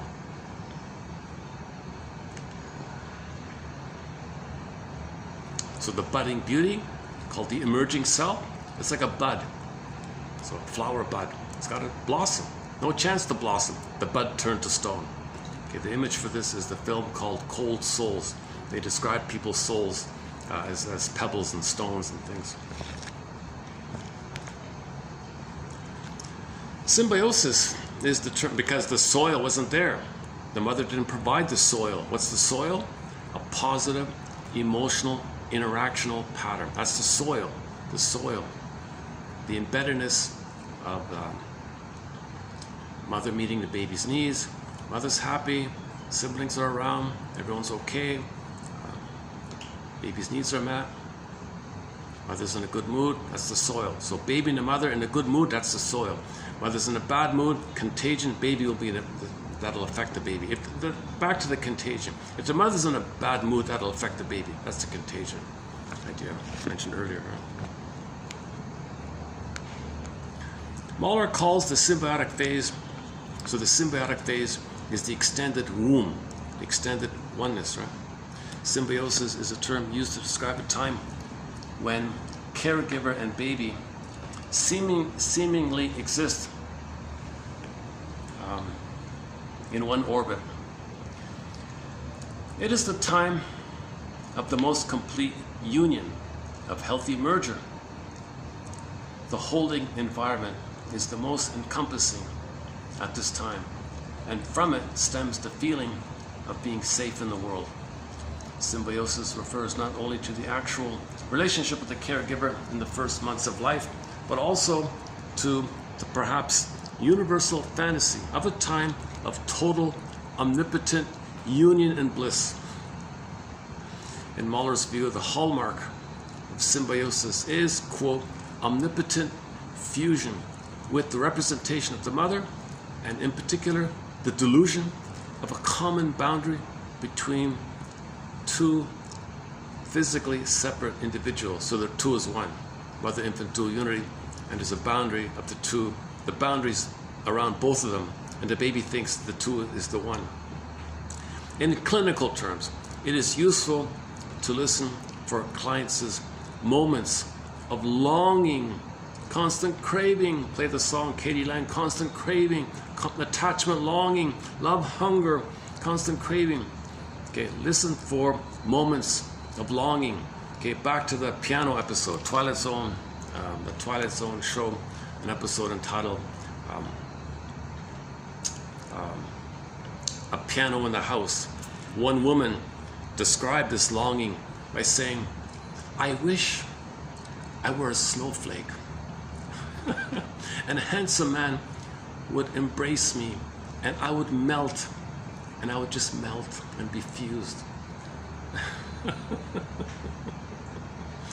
That's a quick, simple snapshot, right? She wishes she were a snowflake, a light, fluffy, soft snowflake. A handsome man would give her a hug, and she would just melt and be one with him, and be fused in a symbiotic, omnipotent fusion with him. This came up under the hypnosis, by the way.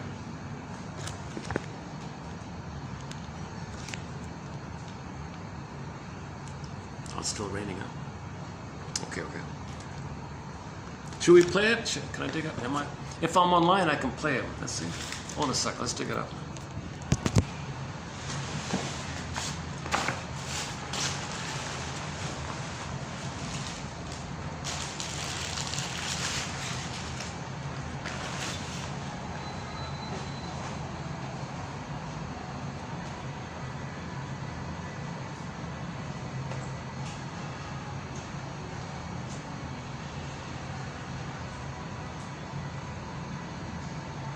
Oh, okay. Oh, no. Oh, no, it's not on there. No, I'm not going to get it. They only have the final clip on there. Okay, look up it's a very good episode. Season 3, of the original Twilight Zone with Rod Serling. Great episode. A piano in the house.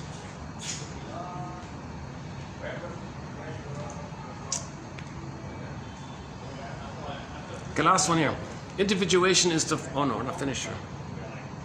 Okay, last one here. Individuation is defined as the process of coming to experience oneself as the unique individual self one is. Okay, individuation, separation, individuation.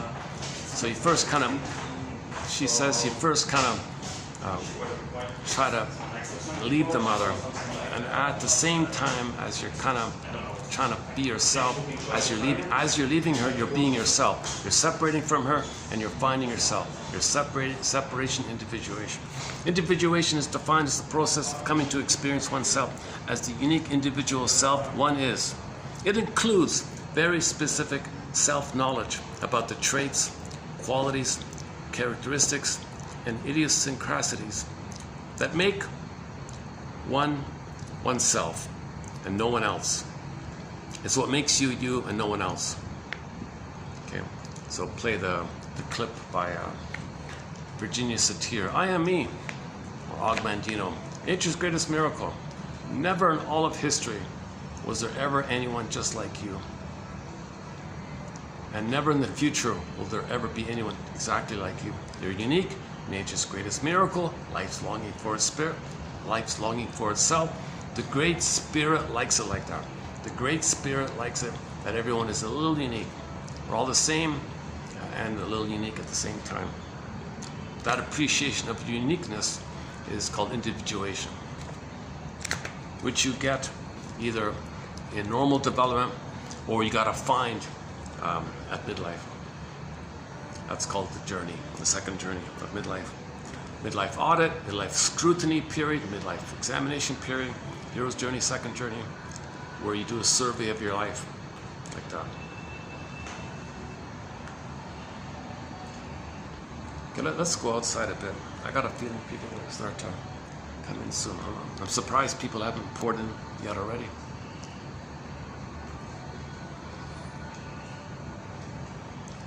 Oh, people know if it's raining, they're not going to come out here, right?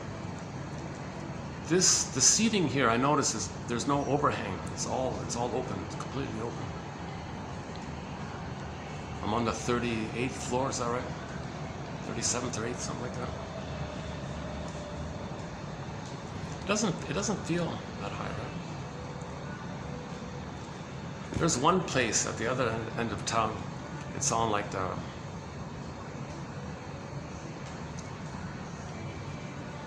you got a really great view here. The view here is just it's okay. Huh? Okay, that's it. So that'll conclude TQ 3045. So this is part 2. So in part 1, I mainly did a preview of 3059, and in this video I did a preview of 60, 61, and 2, and finally got to the Flanagan quotes here. So here they are here. So your mission, should you choose to accept it, is that if anything was of interest, either in 45 or in 60 to 2, use it as a springboard, as a prompt to free associate with. What does this quote remind me of? What does this quote or idea suggest to me? What does it imply? What inference can I make? Okay, what thoughts freely come up? And just see if something freely comes up. Let's wait till. I'm not getting people on camera, am I? Okay, yeah, I think we're okay. Let's just do it like this. Okay, that's called the fundamental rule, called free association. Just say what freely comes to mind, kind of thing. Okay, and then all the first customers have come in.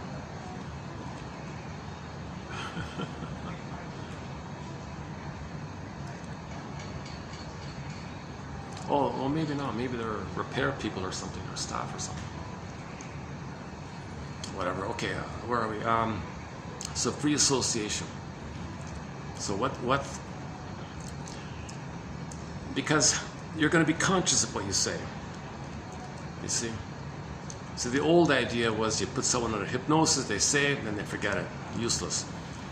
You've got to be conscious of what comes up. That's the beauty of the episode of the piano. They were hypnotized, they would say what was buried, and when the song was over, they could keep it, they could accept it into their consciousness, and it expanded their ego, and they got the truth. What a relief. It's a relief to get the truth. It's a relief to know what's going on. It's a relief. So that's the piano episode. It's kind of like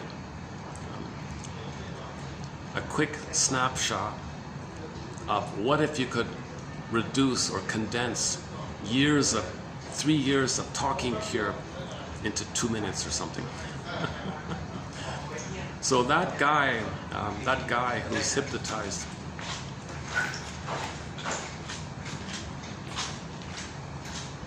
and not a good spot to yeah. That guy who's hypnotized, he can now begin the journey. His pseudo living, his fake living, came to a crash. So at the end of that episode, he's going to withdraw and go into cocoon mode, chrysalis mode. So he'll begin the journey because his tricks didn't work anymore. Everyone left him. His wife left him. Friends left him, and there's even some question mark that maybe his servants even would leave him. He was sadistic. He couldn't control himself. He was fixated in the defensive mode. That he had a defensive needs, and when those defensive needs were not met, he had repressed hostility blues. Now he's feeling sad because he can't be angry. There's no one around who will accept it. So he got the blues like that. So that's beginning. Play the song "Repressed Hostility Blues" by Katie Lee. She says, "I'm sad because there's no chump around for me to dump my repressed hostility blues." That was sort of the closing line of it. Dun dun dun dun dun. I've got those repressed hostility blues. I like this song because she's addressing this issue of the bully who needs someone to shame and mock, and if they don't have that, they feel sad. So she says it clearly like that, fairly clearly. Go to the last video, go to the part 1 of this, where it was played there in the park. It's still raining, eh?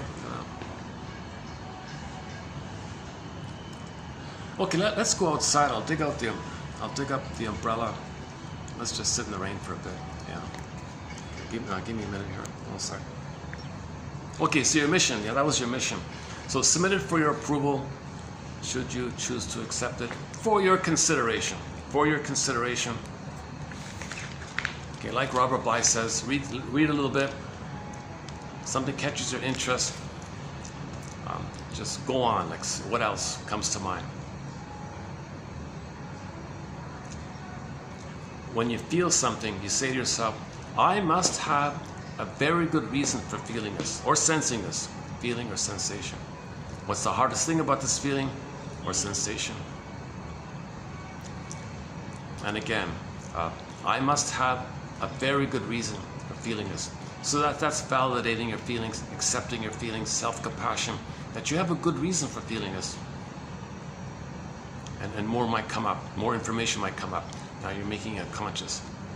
So this is just like a self-help exercise kind of thing.